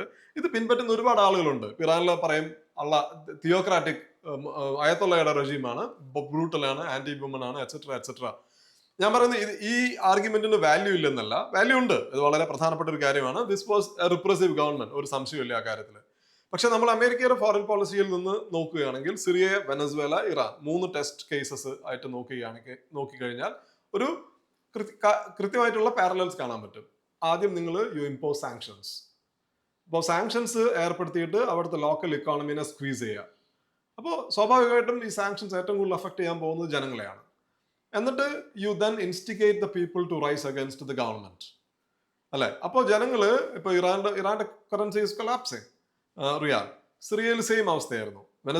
Venezuela they can't sell their oil, കാരണം അവർ ദേ ആർ അണ്ടർ എംബാർഗോ. അപ്പോൾ അവരുടെ ഇക്കോണമി കൊളാപ്സ് ആകുമ്പോൾ അവിടെ സ്വാഭാവികമായിട്ടും ജനങ്ങള് എന്താണ് പറയുക, ഇവർക്കെതിരെ വരും. Then you unleash the propaganda. Then New York Times will come in, Washington Post will come, BBC will come and then tell you the government is a complete failure. അതുപോലെ അവിടെ ജനങ്ങൾ ഫുള്ള് ഗവൺമെന്റിനെതിരെ തിരിഞ്ഞിരിക്കുകയാണ്, ആൻഡ് ഗവൺമെന്റ് ബ്രൂട്ടൽ ഫോഴ്സ് ഇറക്കുകയാണ്. അതിന്റെ second step എന്ന് പറയുന്നത് ഈ ഒരു പ്രൊപ്പഗാൻഡയാണ്. മൂന്നാമത്തെ സ്റ്റെപ്പാണ് that America has to bomb these countries to liberate the people. ലിബിയയിൽ അതാണ് ഉണ്ടായത്, സിറിയയിൽ അതാണ് ഉണ്ടായത്. സിറിയയിൽ നേരിട്ട് ഇടപെട്ടില്ലെങ്കിലും ഇൻഡയറക്ട്ലി ഇടപെടാനുണ്ടായത്. അപ്പൊ നാലാമത്തെയാണ് ബേസിക്കലി റെജീം ചേഞ്ച് കൊണ്ടുവരിക എന്നുള്ളത്. അങ്ങനെ മൾട്ടി പ്രോങ്ഡ് ആയിട്ടുള്ള സ്റ്റെപ്സ് ആണ് ഈ രാജ്യങ്ങളിലൊക്കെ എടുക്കുന്നത്. അപ്പൊ വെനസ്വേലയുടെ കാര്യം നോക്കിക്കഴിഞ്ഞാൽ, വെനസ്വേല ബേസിക്കലി അമേരിക്ക ഇപ്പം നമ്മൾ ട്രംപിന്റെ ഇപ്പോഴത്തെ നാഷണൽ സെക്യൂരിറ്റി ഡോക്ട്രിൻ വായിച്ച് നോക്കിക്കഴിഞ്ഞാൽ ട്രംപ് കൃത്യമായിട്ട് പറയുന്നുണ്ട്. ട്രംപ് തന്നെ അതിനെ വിളിക്കുന്നത് ഡോൺറോ ഡോക്ട്രിൻ എന്നാണല്ലോ. പണ്ടത്തെ 19th സെഞ്ചുറി മൺട്രോ ഡോക്ട്രിനെ പറ്റിയിട്ടാണ്. മൺട്രോ ഡോക്ട്രിൻ പറയുന്നത് വെസ്റ്റേൺ ഹെമിസ്ഫിയർ അല്ലെങ്കിൽ സൗത്ത് അമേരിക്കയുടെ ഒരു ബാക്ക് യാർഡാണ്. അവിടെ യാതൊരു രീതിയിലുള്ള എക്സ്റ്റേണൽ ഇന്റർഫിയറൻസും അമേരിക്ക സമ്മതിക്കില്ല. ഇത് തന്നെയാണ് പുടിനും പറയുന്നത് യുക്രൈന്റെ കാര്യത്തിൽ. അത് വേറെ കാര്യം, അത് സമ്മതിക്കില്ല. പക്ഷെ സൗത്ത് അമേരിക്കയിൽ വേറെ ഒരു പവറിനെയും സമ്മതിക്കില്ല എന്നാണ്. അപ്പൊ വെനസ്വേല ഇവരെ സംബന്ധിച്ച്, അല്ലെങ്കിൽ മഡൂറോയുടെ വെനസ്വേല ഒരു ഹോസ്റ്റൈൽ ഗവൺമെന്റ് ആണ്, ലെഫ്റ്റ് വിംഗ് ഗവൺമെന്റ് ആണ്. That backs Cuba. They wanted to get rid of Maduro. So that America thinks that will send a message to America's critics in the region, while also allowing America to tighten its grip on South America. So South America മുഴുവൻ അമേരിക്കയുടെ നിയന്ത്രണത്തിൽ കൊണ്ടുവരിക എന്നുള്ളതാണ് നമ്മൾ വെനസ്വേലയിൽ കാണുന്നത്. അതിന്റെ first സ്റ്റെപ്പാണ്. Syria ഒരു ലോങ് ടൈം പ്രൊജക്ട് ആയിരുന്നു. It took 13 years for them to bring down the government in Syria. അതുപോലെ ഇറാനിലും they will try the same thing in Iran also. അവിടെ വേണ്ട എന്താണ്, ഇറാനിലും സിറിയയിലും നമ്മൾ നോക്കിക്കഴിഞ്ഞാൽ സിറിയയും ഇറാനുമാണ് വെസ്റ്റ് ഏഷ്യയിലെ 2 റിവിഷനിസ്റ്റ് പവേഴ്സ് ആയിരുന്നത്. ഇന്നത്തെ സിറിയയല്ല, ബഷർ അൽ അസദിന്റെ സിറിയ. ഇസ്രായേലിന് കൂടെ അവർ യോജിച്ചു പോകുന്നില്ല. അമേരിക്കയുടെ സഖ്യകക്ഷികളല്ല അവർ, ഈ 2 രാജ്യങ്ങളും. ഈ 2 രാജ്യങ്ങളും plus Hezbollah remained basically a revisionist force. So they wanted to get rid of them. അപ്പോൾ അതിൽ സിറിയയിൽ they were successful. Syria is today in deep crisis, that's a different matter, but they got rid of Assad. The next target is Iran. കാരണം ഇന്നത്തെ west Asia നിങ്ങൾ നോക്കിക്കഴിഞ്ഞാൽ Iran മാത്രമാണ് അവിടെ ഇസ്രായേലിനെ ഏതെങ്കിലും രീതിയിൽ ചലഞ്ച് ചെയ്യുന്ന ഒരേ ഒരു നേഷൻ സ്റ്റേറ്റ്, അല്ലെ? So you take Iran out, which means you can rewrite the region and Israel will emerge stronger. So ഇത് ഒരു വളരെ കൃത്യമായിട്ടുള്ള ഒരു ഒരു ജിയോ പൊളിറ്റിക്കൽ പദ്ധതിയുടെ ഭാഗമായിട്ടാണ് ഇത് നടപ്പാക്കിക്കൊണ്ടിരിക്കുന്നത്. അത് ഇസ്രായേലിന്റെ താല്പര്യങ്ങൾക്കനുസരിച്ചാണ് അവിടെ അമേരിക്കയുടെ പോളിസി രൂപീകരിക്കപ്പെടുന്നതെന്നാണോ? ഒരു പരിധിവരെ. ഇപ്പോ ഞാൻ എല്ലാ കോൺവെർസേഷനിലും കോട്ട് ചെയ്യുന്ന ഒരാളാണ് ജോൺ മേഷേമർ. ഇപ്പൊ മേഷേമർ ഇപ്പൊ അടുത്ത് അദ്ദേഹത്തിനോട് ചോദിച്ചപ്പോ ഒരു ഇന്റർവ്യൂവിൽ പറഞ്ഞത്, when it comes to the Middle East, അവര് മിഡിൽ ഈസ്റ്റ് എന്നാണ് പറയാ, I prefer West Asia. When it comes to the Middle East, the lobby is running our foreign policy എന്നാണ് അദ്ദേഹം പറഞ്ഞത്. ലോബി എന്ന് ഉദ്ദേശിച്ചത് ഇസ്രായേൽ ലോബിനെ പറ്റിയിട്ടാണ്. ഇസ്രായേൽ ലോബിനെ എനിക്ക് തോന്നുന്നു നമ്മൾ കഴിഞ്ഞ കോൺവെർസേഷനിൽ ഇസ്രായേൽ ലോബിയെ പറ്റി നമ്മൾ സംസാരിച്ചിരുന്നു. ലോബി വളരെ വളരെ പവർഫുൾ ആണ് അമേരിക്കയിൽ, ഒരു സംശയമില്ല ആ കാര്യത്തിൽ. അപ്പൊ ഇസ്രായേലിന്റെ ഫോറിൻ പോളിസി, അമേരിക്കയുടെ വെസ്റ്റ് ഏഷ്യൻ ഫോറിൻ പോളിസിയിൽ ഇസ്രായേൽ ലോബി ഒരു പ്രധാനപ്പെട്ട ഘടകമാണ്. ഉദാഹരണത്തിന് നമ്മൾ മേഷേമരുടെ പുസ്തകം, ഇസ്രായേൽ ലോബി എന്ന് പറഞ്ഞ പുസ്തകം, അതിൽ ഇറാഖ് വാറിനെ പറ്റി ഒരു ചാപ്റ്റർ ഉണ്ട് ആ പുസ്തകത്തിൽ. ആ പുസ്തകം ദ ഇസ്രായേൽ ലോബി എന്നാണ് പുസ്തകത്തിന്റെ പേര്. അത് മേഷേമറും സ്റ്റീഫൻ വോൾട്ടും കൂടി എഴുതിയിട്ടുള്ള ഒരു പുസ്തകമാണ്. 2005 അതിൽ 2003 ഇറാഖ് വാർ. ഇറാഖ് വാർ എന്ന് പറഞ്ഞ ചാപ്റ്ററിൽ ബേസിക്കലി എങ്ങനെയാണ് അമേരിക്കയിലെ Israel lobby pushed the Bush administration into invading Iraq എന്നുള്ളത് വളരെ ഡീറ്റെയിൽഡ് ആയിട്ട് എഴുതിയിട്ടുണ്ട്. അപ്പോ ഇസ്രായേലിന്റെ താല്പര്യങ്ങൾ അമേരിക്കയുടെ വെസ്റ്റ് ഏഷ്യൻ പോളിസിയിലെ ഒരു വളരെ പ്രധാനപ്പെട്ട ഘടകമാണ്. ഇനി അമേരിക്കൻ ഫോറിൻ പോളിസിയുടെ ഭാഗത്തുകൂടെ നോക്കിക്കഴിഞ്ഞാൽ അമേരിക്ക കരുതുന്നത്, അമേരിക്കയിൽ വെസ്റ്റ് ഏഷ്യയിൽ ഈ നമ്മൾ മുൻപ് കണ്ടതുപോലെയുള്ള പ്രൊട്രാക്റ്റഡ് കോൺഫ്ലിക്റ്റിൽ ഏർപ്പെടാൻ അമേരിക്കയ്ക്ക് താല്പര്യമില്ല. പക്ഷേ ഇറാനെ മെരുക്കിക്കഴിഞ്ഞാൽ അമേരിക്കയ്ക്ക് അറിയാം, അറബ് രാജ്യങ്ങളെല്ലാം അമേരിക്ക ഒരു പരിധിവരെ അമേരിക്കയ്ക്ക് അവയെ നിയന്ത്രിക്കാൻ പറ്റും. UAE ആയാലും സൗദി അറേബ്യ ആയാലും ഈജിപ്റ്റ് ആയാലും ജോർഡൻ ആയാലും they can't go against the United States. So Iran is the only country that can go against the United States. So you neutralize Iran, which means Israel will emerge stronger. Then America believes that Israel can basically continue to run West Asia on America's behalf. അപ്പൊ അതും കൂടിയാണ്. അപ്പൊ America ഇസ്രായേലിനെ കാണുന്നത് വേറൊരു രാഷ്ട്രം ആയിട്ടല്ല. Basically American body politic ഇസ്രായേലിനെ കാണുന്നത് അമേരിക്കയുടെ തന്നെ അമേരിക്കൻ ഫോറിൻ പോളിസിയുടെ ഒരു എക്സ്റ്റൻഷൻ ആയിട്ടാണ്. അമേരിക്ക എപ്പോഴും പറയുന്നത് ജനാധിപത്യത്തിന് വേണ്ടിയിട്ടാണ് ഒരു ഇടപെടൽ നടത്തുന്നതാണ്. പക്ഷേ നമ്മൾ ചരിത്രത്തിൽ പരിശോധിച്ച് കഴിഞ്ഞാൽ ഇപ്പോൾ ചിലിയിൽ നടത്തിയ ഇടപെടലുകൾ മുതൽ ഇറാനിലെ ജനാധിപത്യ ഭരണകൂടത്തെ ഇല്ലാതാക്കിയ ഇടപെടലുകൾ വരെ ഈ യഥാർത്ഥത്തിൽ അവർ പ്രഖ്യാപിത ലക്ഷ്യമല്ല അവരുടെ എന്ന് വ്യക്തമാണ്. അപ്പോൾ നമുക്ക് ഇപ്പോൾ ഇറാൻ ഇപ്പോൾ വിഷയമായതുകൊണ്ട് ഇറാനിൻ്റെ ഒരു ചരിത്രത്തിൽ കൂടി കടന്നു പോകാമെന്ന് തോന്നുന്നു. അതെ, ഇറാനിൽ ഏർലി 1950s മുഹമ്മദ് മൊസാദക്ക് അവിടുത്തെ ഒരു എലക്ടഡ് പ്രൈം മിനിസ്റ്റർ ആയിരുന്നു. മൊസാദക്കിനെ പുറത്താക്കുന്നത് CIA ആണ്. മൊസാദക്ക് ചെയ്ത തെറ്റ് എന്താണ്? മൊസാദക്ക് ചെയ്തത് ആംഗ്ലോ ഇറാനിയൻ ഓയിൽ കമ്പനീനെ നാഷണലൈസ് ചെയ്തു എന്നുള്ളതാണ് മൊസാദക്ക് ചെയ്ത തെറ്റ്. അത് അന്ന് ആംഗ്ലോ ഇറാനിയൻ ഓയിൽ കമ്പനി, അത് ബ്രിട്ടീഷുകാർക്ക് കൺട്രോൾ ചെയ്തിരുന്ന ഓയിൽ കമ്പനി ആയിരുന്നു. അപ്പോൾ ബ്രിട്ടീഷുകാർക്ക് അത് ഇഷ്ടപ്പെട്ടില്ല. അവർ അമേരിക്കയുടെ അടുത്ത് പോകുന്നു. 1950s, അത് കോൾഡ് വാറിന്റെ 1952 ആണെന്നാണ് തോന്നുന്നത്. 54ലാണ് അല്ല മാറിയത്. ഓക്കെ, മൊസാദക്കിനെതിരെ കൂ നടന്നത്. അപ്പോൾ അന്ന് അമേരിക്കയെ സംബന്ധിച്ച് അമേരിക്ക മൊസാദക്കിന്റെ നാഷണലൈസേഷൻ ഡ്രൈവിനെ കാണുന്നത് മൊസാദക്ക് ഇടതുപക്ഷത്തോട് ചായുന്നു, സോവിയറ്റ് യൂണിയന്റെ ഭാഗമായി മാറും ചിലപ്പോൾ. സോ അമേരിക്കയ്ക്കും ബ്രിട്ടനും മൊസാദക്കിനെ പുറത്താക്കണമായിരുന്നു. അപ്പോൾ അതാണ് അവർ ബേസിക്കലി ഓപ്പറേഷൻ അജാക്സ് എന്നുള്ള CIA പ്രോഗ്രാം നടപ്പാക്കുകയും മൊസാദക്കിനെ പുറത്താക്കുകയും. ഷാ അന്ന് ഇറ്റലിയിലോ മറ്റോ ആണ്. അതായത് ഇന്നൊരു ക്രൗൺ പ്രിൻസ് ഉണ്ടല്ലോ, കോട്ടൺ കോട്ട് ക്രൗൺ പ്രിൻസ് അമേരിക്കയിലുള്ളത്, ലാംഗ്ലിയിലുള്ളത്. അദ്ദേഹത്തിന്റെ പിതാവ് അന്ന് യൂറോപ്പിലാണ്, മുഹമ്മദ് റേസ ഷാ പഹ്ലാവി. അദ്ദേഹത്തിനെ തിരിച്ചു കൊണ്ടുവരുന്നത് CIA ആണ്. ഇത് വെരി വെൽ ഡോക്യുമെന്റഡ് ആണ്. അദ്ദേഹം എന്നിട്ട് മൊസാദക്കിന്റെ ഗവൺമെന്റിനെ ഷാ പിരിച്ചുവിടുകയാണ് ചെയ്യുന്നത്. ആ പിരിച്ചുവിടാനുള്ള ഓർഡർ അത് ഡ്രാഫ്റ്റ് ചെയ്യുന്നത് CIA ആണ്. അപ്പൊ അത് അദ്ദേഹം വായിക്കുകയാണ് ചെയ്തത്, അദ്ദേഹത്തിന്റെ സഹോദരിയും കൂടെ. അങ്ങനെയാണ് അവർ കൂ നടത്തി മൊസാദക്കിനെ പുറത്താക്കുന്നത്. ചിലി, ജിജീഷ് പറഞ്ഞതുപോലെ ചിലിയില് 1970s സാൽവദോർ അയന്തയുടെ ഗവൺമെന്റിനെ പുറത്താക്കുന്നത് പോലെ എലക്ടഡ് ഗവൺമെന്റ് ആണ്. അദ്ദേഹത്തെ പുറത്താക്കുകയും കൊലപ്പെടുത്തുകയാണ് ചെയ്തത്. മൊസാദക്ക് പിന്നീട് മരിക്കുകയുണ്ടായിരുന്നു. അപ്പോൾ ഇതെന്ത് ജനാധിപത്യത്തിന്റെ പേരിൽ നിക്കറാഗുവയിൽ നടത്തിയിട്ടുള്ള ഇടപെടലുകൾ, അതെന്ത് ജനാധിപത്യത്തിന്റെ പേരിലുള്ള ഇടപെടലുകളാണ്. അപ്പോൾ ഉദാഹരണം നമ്മൾ ഇറാഖ് നോക്കാം. ഇറാഖിൽ ജനാധിപത്യം കൊണ്ടുവരുന്നു എന്നുള്ള പേരിലാണല്ലോ അമേരിക്ക ഇറാഖിനെ ആക്രമിക്കുന്നത്. എന്നിട്ട് ഇറാഖിൽ എന്തുണ്ടായി? ഇറാഖിൽ 1 മില്യൺ ആളുകളാണ് ഇറാഖിൽ യുദ്ധത്തിന് ശേഷം ഉണ്ടായിട്ടുള്ള വയലൻസിലും കൊല്ലപ്പെട്ടത് എന്നാണ് ജോർജ് ടൗൺ യൂണിവേഴ്സിറ്റിയുടെ കണക്ക്. 1 മില്യൺ, ദാറ്റ്സ് 10 lakh പീപ്പിൾ. അവരുടെ ജീവിതത്തിന് ആര് മറുപടി പറയും? അഫ്ഗാനിസ്ഥാന്റെ കാര്യം നോക്കുക. ജനാധിപത്യം കൊണ്ടുവരാൻ വേണ്ടി അഫ്ഗാനിസ്ഥാനിൽ ഇൻവേഷൻ നടത്തി താലിബാനെ പുറത്താക്കി 20 വർഷം യുദ്ധം ചെയ്തിട്ട് ആ രാജ്യം വീണ്ടും താലിബാന്റെ കയ്യിൽ കൊടുത്തിട്ട് അവിടുന്ന് പിൻവാങ്ങുകയാണ് അമേരിക്ക ചെയ്തത്.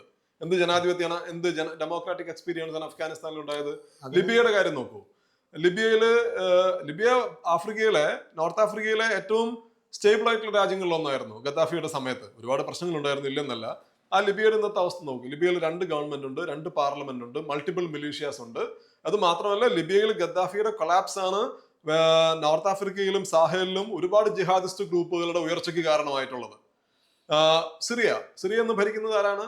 സിറിയ എന്ന് ഭരിക്കുന്നത് അദ്ദേഹത്തിന്റെ പേര് അദ്ദേഹം സ്വയം വിളിക്കുന്നത് അഹമ്മദ് അൽ ഷാര എന്നാണ്. ശരിക്കുള്ള പേര് അബു മുഹമ്മദ് അൽ ഗോലാനി എന്നാണ്. അദ്ദേഹം ഗോലാനി ജബഹത്ത് അൽ നുസ്രയുടെ നേതാവായിരുന്നു. ജബഹത്ത് അൽ നുസ്ര അൽ ഖൈദയുടെ സിറിയൻ വിങ് ആണ്. ഐസിസിന്റെ ആളായിരുന്നു. സൂയിസൈഡ് ബോംബിങ്സ് നടത്തിയ ആളാണ് ഗോലാനി. 2012 2014 ആ ഗോലാനിയാണ് ഇന്ന് സിറിയയുടെ പ്രസിഡന്റ് ആയിട്ടിരിക്കുന്നത്. അപ്പോൾ ഞാൻ പറയുന്നത് ഇത് ഈ ജനാധിപത്യം, ഹ്യൂമൻ റൈറ്റ്സ് എന്ന് പറയുന്നത് അതൊരു നെറേറ്റീവ് സെറ്റിംഗ് ആണ്. അതിനപ്പുറത്തേക്ക് ഇതിൽ ഇവർക്ക് അമേരിക്കയ്ക്ക് എന്തെങ്കിലും ജെന്യുവൻ താല്പര്യമുണ്ട് എന്ന് എനിക്ക് തോന്നുന്നില്ല. മാത്രമല്ല, നിങ്ങൾക്ക് ജനാധിപത്യം ഇങ്ങനെ ഈ through the barrels of the guns നിങ്ങൾക്ക് ജനാധിപത്യം കൊണ്ടുവരാനും പറ്റില്ല. ഇപ്പം അമേരിക്ക ഭീകരവാദി എന്ന് മുദ്രകുത്തി തലയ്ക്ക് വിലയിട്ട ഒരാളെ ഒരു രാജ്യത്തെ ഭരണാധികാരിയായിട്ട് അവരോധിക്കുന്നതിന് ഒരു മടിയും കാണിച്ചില്ല എന്നുള്ളതാണ്. അതാണ് 10 മില്യൺ ബൗണ്ടി ഉണ്ടായിരുന്നു ഗോലാനിയുടെ തലയ്ക്ക്, സ്റ്റേറ്റ് ഡിപ്പാർട്ട്മെന്റിന്റെ. ഇത് നടക്കുന്നത് ഡിസംബർ 2024 ഗോലാനി ഡമാസ്കസ് പിടിച്ചെടുക്കുന്നത്. 2 ആഴ്ചയ്ക്കുള്ളിൽ ആ ബൗണ്ടി എടുത്തു മാറ്റുകയാണ് ചെയ്തത് US സ്റ്റേറ്റ് ഡിപ്പാർട്ട്മെന്റ്.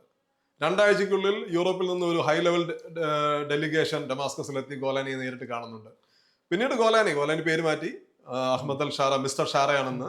ഗോലാനി പിന്നീട് LEC പാലസിൽ പോകുന്നു, ഇമാനുവൽ മെക്രോണിനെ കാണുന്നു, വൈറ്റ് ഹൗസിൽ പോകുന്നു, ഡൊണാൾഡ് ട്രംപിനെ കാണുന്നു. I mean, the way he was mainstreamed, that surprised even me. The way he was brought into the mainstream. അതാണ് ഐ മീൻ ഇറാന്റെ പ്രസിഡന്റ് ഡെമോക്രാറ്റിക്കലി ഇലക്ടഡ് പ്രസിഡന്റ് ആണ് പെസഷ്കിയാൻ. അദ്ദേഹം ഒരു മർദ്ദകനാണ് ഇവർക്ക്, അല്ലെ? അദ്ദേഹം മുല്ലയുടെ കളിപ്പാവയാണ്. നേരെ തിരിച്ച് ഗോലാനി സിറിയയുടെ ലെജിറ്റിമേറ്റ് പ്രസിഡന്റ് ആണ്. ആ ഒരു ലോകത്താണ് നമ്മൾ ജീവിക്കുന്നത്. ഇത്തരത്തിലുള്ള മാരകങ്ങളുണ്ട്. പലപ്പോഴും നമ്മൾ സംശയിക്കുന്നത് പോലെ യഥാർത്ഥത്തിൽ ഇവരെയൊക്കെ സൃഷ്ടിച്ചതും ഈ മിലിഷ്യാസിനെയും ഈ പറയുന്ന ഭീകര സംഘടനകളുടെ എല്ലാം പിന്നിൽ അമേരിക്കയും സിഐയും തന്നെയാണെന്നുള്ള ആരോപണത്തെ ശരിവയ്ക്കുന്ന തരത്തിലുള്ള പെരുമാറ്റങ്ങളല്ലേ ഇപ്പോൾ ഈ അതായത് എന്താണ് ഇപ്പൊ നമ്മള് basically we have to look at the facts. നമുക്ക് അവൈലബിൾ ആയിട്ടുള്ള ഫാക്ട്സിനെ ബേസ് ചെയ്തിട്ടുള്ള അസസ്മെന്റ് നമുക്ക് നടത്താൻ പറ്റും. ഇവരുടെ ക്രിയേഷനിൽ സിഐ എന്തെങ്കിലും പങ്ക് വഹിച്ചിട്ടുണ്ടോ എന്ന് ചോദിച്ചു കഴിഞ്ഞാൽ നമുക്ക് നേരിട്ട് അറിയില്ല. പക്ഷെ അമേരിക്കയുടെ ഇടപെടലുകൾ, ഈ രാജ്യങ്ങളിൽ നടത്തിയിട്ടുള്ള ഇടപെടലുകൾ തീർച്ചയായിട്ടും ഇത്തരത്തിലുള്ള ഗ്രൂപ്പുകളുടെ വളർച്ചയ്ക്ക് കാരണമായിട്ടുണ്ട് എന്നുള്ളത് അവിതർക്കമാണ്. ഉദാഹരണത്തിന് ഐസിസ്, നമ്മൾ ഐസിസിനെ പറ്റിയിട്ട്, ഞാൻ എൻ്റെ ആദ്യത്തെ പുസ്തകം ഐസിസിനെ പറ്റിയിട്ടാണ്. ഐസിസ് എന്ന് പറയുന്നത് അൽ ഖൈദ ഇൻ ഇറാഖിന്റെ ഒരു ഔട്ട് ഗ്രോത്ത് ആണ് ISIS. Al Qaeda in Iraq എന്ന് പറയുന്നത് ഉണ്ടാകുന്നത് 2003 അമേരിക്കയുടെ ഇറാഖ് ഇൻവേഷന് ശേഷമാണ്. അതിന് മുമ്പ് അൽ ഖൈദ ഇൻ ഇറാഖില്ല. അബു മുസബ് അൽ സർക്കാവിയാണ് അൽ ഖൈദ ഇൻ ഇറാഖിനെ ഒരു ഭയങ്കര ഒരു ബാർബറിക് ഓർഗനൈസേഷൻ ആക്കി മാറ്റുന്നത്. Zarqawi is a creation of the American invasion of Iraq in 2003. അപ്പോൾ അതുപോലെ ലിബിയ, ഇപ്പൊ നമ്മൾ ഇന്ന് Islamic State West Africa Province ഉണ്ട്, ഇസ്വാപ്. അപ്പൊ അവരെ തോൽപ്പിക്കാൻ വേണ്ടിയിട്ടാണ് ട്രംപ് 2-3 മാസം മുമ്പ് നൈജീരിയനെ ബോംബ് ചെയ്യുന്നത്. അല്ലെങ്കിൽ സാഹേലിൽ ഇസ്ലാമിക് സ്റ്റേറ്റിന്റെ സാഹേൽ പ്രൊവിൻസ് എന്ന് പറഞ്ഞ ഗ്രൂപ്പ് ഉണ്ട്. ഇവരൊന്നും അമേരിക്കയുടെ ലിബിയൻ ഇൻവേഷന് മുമ്പ് ഉണ്ടായിട്ടില്ല.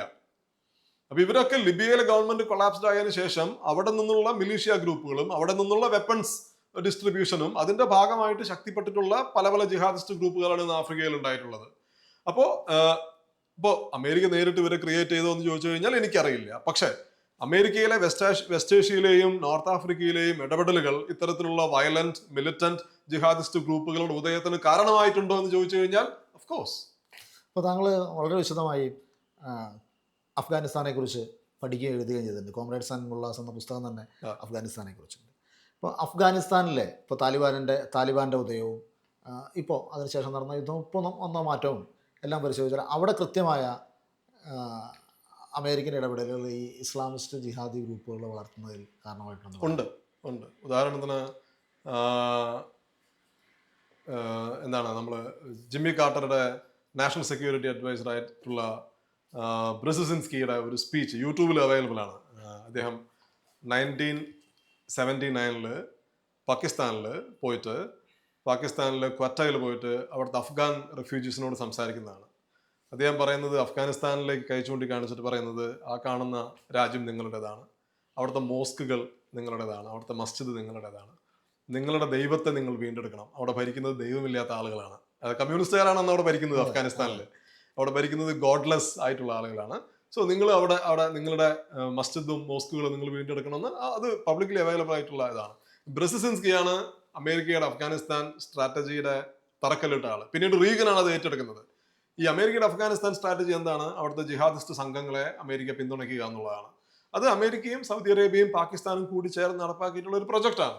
അതായത് അമേരിക്കയാണ് CIA ആണ് ട്രെയിനിങ് കൊടുത്തത്, പാകിസ്ഥാനാണ് അവരുടെ ഭൂമി. അതായത് ട്രെയിനിങ്ങിന് നിങ്ങൾക്ക് ഭൂമി വേണം, ട്രെയിനിങ്ങിന് നിങ്ങൾക്ക് എക്സ്പെർട്ടീസ് വേണം, ട്രെയിനിങ്ങിന് നിങ്ങൾക്ക് പണം വേണം. And the money came from Saudi Arabia, petrodollars came from Saudi Arabia. And the United States provided the strategy. United States later provided even Stinger missiles to the Mujahideen. റീഗന്റെ സമയത്ത് അവർ ആ സ്ട്രിംഗർ മിസൈൽസ് വെച്ചിട്ടാണ് Soviet യുദ്ധവിമാനങ്ങൾ വെടിവെച്ചിട്ടത് അഫ്ഗാനിസ്ഥാനിൽ. അപ്പൊ ഈ ഒരു മുജാഹിദീൻ എന്ന് പറയുന്ന മുജാഹിദീൻ ബേസിക്കലി താലിബാൻ പിന്നീട് വരുന്നതാണ്. മുജാഹിദീൻ കുറെ കൂടിയൊക്കെ ഈ ഒരു Muslim Brotherhood, political Islamist, Jamaat e Islami ആ ഒരു റേഞ്ചിൽ, അതായത് ഞാൻ പറയുന്നത് ഈ റീജിയനിൽ ആ ഒരു റേഞ്ചിൽ വരുന്ന ഒരു ലാർജർ പൊളിറ്റിക്കൽ ഇസ്ലാമിസ്റ്റ് ഫ്രെയിംവർക്കിൽ വരുന്ന ആളുകളാണ് മുജാഹിദീനുകൾ. അവര് അഫ്ഗാനിസ്ഥാന്റെ കോണ്ടെക്സ്റ്റിൽ ഒരു കുറെ കൂടി വയലന്റ് റെസിസ്റ്റൻസ് ആണ് അവർ മുന്നോട്ട് വെച്ചത് മുജാഹിദീൻ. അവര് they got America's help. It's very well documented. അപ്പോൾ അവര് ആണ് പിന്നീട് മുജാഹിദീൻ ഭരണം പിടിച്ചെടുക്കുമ്പോൾ മുജാഹിദീനിൽ നിന്നാണ്, മുജാഹിദിന്റെ ഭാഗമായി യുദ്ധം ചെയ്തിരുന്ന ആളുകളാണ് പിന്നീട് താലിബാൻ ഉണ്ടാക്കുന്നത്. മുജാഹിദിന്റെ ഭാഗമായി യുദ്ധം ചെയ്തിരുന്ന ആളുകളാണ് പിന്നീട് അൽ ഖൈദ ഉണ്ടാക്കുന്നത്. കാരണം ഇൻഡിപെൻഡന്റിന്റെ ഒരു സ്റ്റോറി ഉണ്ട് 1980s ഒസാമ ബിൻ ലാദനെ പറ്റിയിട്ട്. ബിൻ ലാദൻ കുതിരപ്പുറത്തിരിക്കുകയാണ്. The sheikh with a lot of money who came to fight the communist എന്നാണ് ആ സ്റ്റോറി പറയുന്നത്. അത് ഒസാമ ബിൻ ലാദനെ പറ്റി പറയുന്നതാണ്. വിമോചന പോരാളിയായിട്ടാണ് കാണിക്കുന്നത് ബിൻ ലാദനെ. ആ ബിൻ ലാദനാണ് പിന്നീട് അൽ ഖൈദ ഉണ്ടാക്കുന്നത്. അതുപോലെ മുല്ല ഒമർ, താലിബാന്റെ ഫൗണ്ടർ ആയിട്ടുള്ള മുല്ല ഒമർ മുജാഹിദിന്റെ ഭാഗമായിട്ട് യുദ്ധം ചെയ്യുമ്പോഴാണ് അദ്ദേഹത്തിന്റെ ഒരു കണ്ണ്, എനിക്ക് തോന്നുന്നു ഇടത്തെ കണ്ണ് അദ്ദേഹത്തിന് നഷ്ടപ്പെടുന്നത്. അദ്ദേഹം മുജാഹിദിന്റെ ഭാഗമായിട്ട് യുദ്ധം ചെയ്യുമ്പോഴാണ്. അപ്പൊ ഈ മുജാഹിദിനെ ഉണ്ടാക്കുന്നതും മുജാഹിദിനെ ഫണ്ട് ചെയ്യുന്നതും ട്രെയിനിങ് കൊടുക്കുന്നതും എല്ലാം അമേരിക്കയാണ്. കാരണം എന്തുകൊണ്ടാണ്? അമേരിക്കയ്ക്ക് മുജാഹിദീൻ അവിടുത്തെ ലോക്കൽ കമ്മ്യൂണിസ്റ്റ് ഗവൺമെന്റിനെയും അവരെ ബാക്ക് ചെയ്തിരുന്ന സോവിയറ്റ് ഫോഴ്സിനെയും പരാജയപ്പെടുത്തണമായിരുന്നു.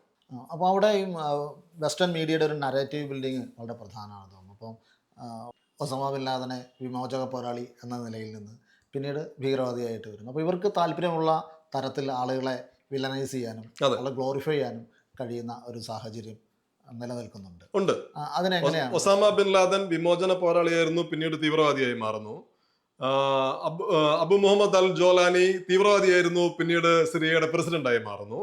അപ്പോൾ I mean it's fascinating. Hamas പക്ഷെ നേരെ തിരിച്ച് ഹമാസും ഹിസ്ബുള്ളയും തീവ്രവാദ സംഘടനകളാണ്.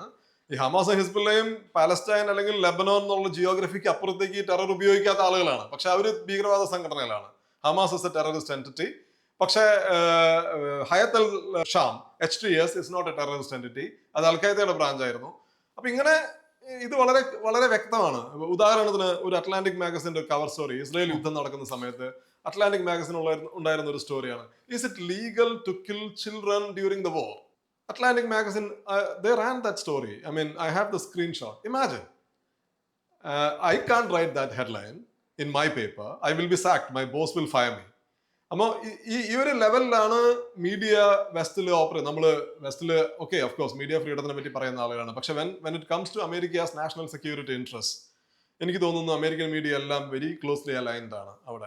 അവിടെ ട്രംപാണ് എനിമി, CIA ആണ് ഫ്രണ്ട് അമേരിക്കൻ മീഡിയയ്ക്ക്. അതാണ് അതിൻ്റെ ഒരു ഡൈക്കോട്ടമി എന്ന് പറയുന്നത്. ആ ഒരു ഡീപ് സീറ്റഡ് ഇൻട്രസ്റ്റ് അല്ലെങ്കിൽ ഡീപ് സ്റ്റേറ്റഡ് ഇൻട്രസ്റ്റ് എല്ലായ്പ്പോഴും വെസ്റ്റേൺ മീഡിയ ഫോളോ ചെയ്യുന്നുണ്ടെന്നാണ് എനിക്ക് മനസ്സിലാക്കിയത്. നമ്മൾ ഈ ഫാഷിസത്തെ കുറിച്ച് പറയുമ്പോൾ പലപ്പോഴും പറയുന്നുണ്ട് മനുഷ്യനെ ഡീഹ്യൂമനൈസ് ചെയ്യുന്ന ലാംഗ്വേജ് ഉപയോഗിക്കുക, അവരെ മനുഷ്യരല്ലാതാക്കി ചിത്രീകരിക്കുകയും പിന്നെ അവർക്കെതിരെ എന്തും ചെയ്യാമെന്ന് പറയുന്ന തരത്തിലേക്കുള്ളൊരു സാമൂഹിക അന്തരീക്ഷം സൃഷ്ടിക്കുകയും ചെയ്യുന്നു. ശരിക്കും വെസ്റ്റേൺ മീഡിയയും അമേരിക്കയും എല്ലാം അവരുടെ നരേറ്റീവ്സുകളിലൂടെ ചെയ്യുന്നത് തന്നെയല്ലേ ആണ്.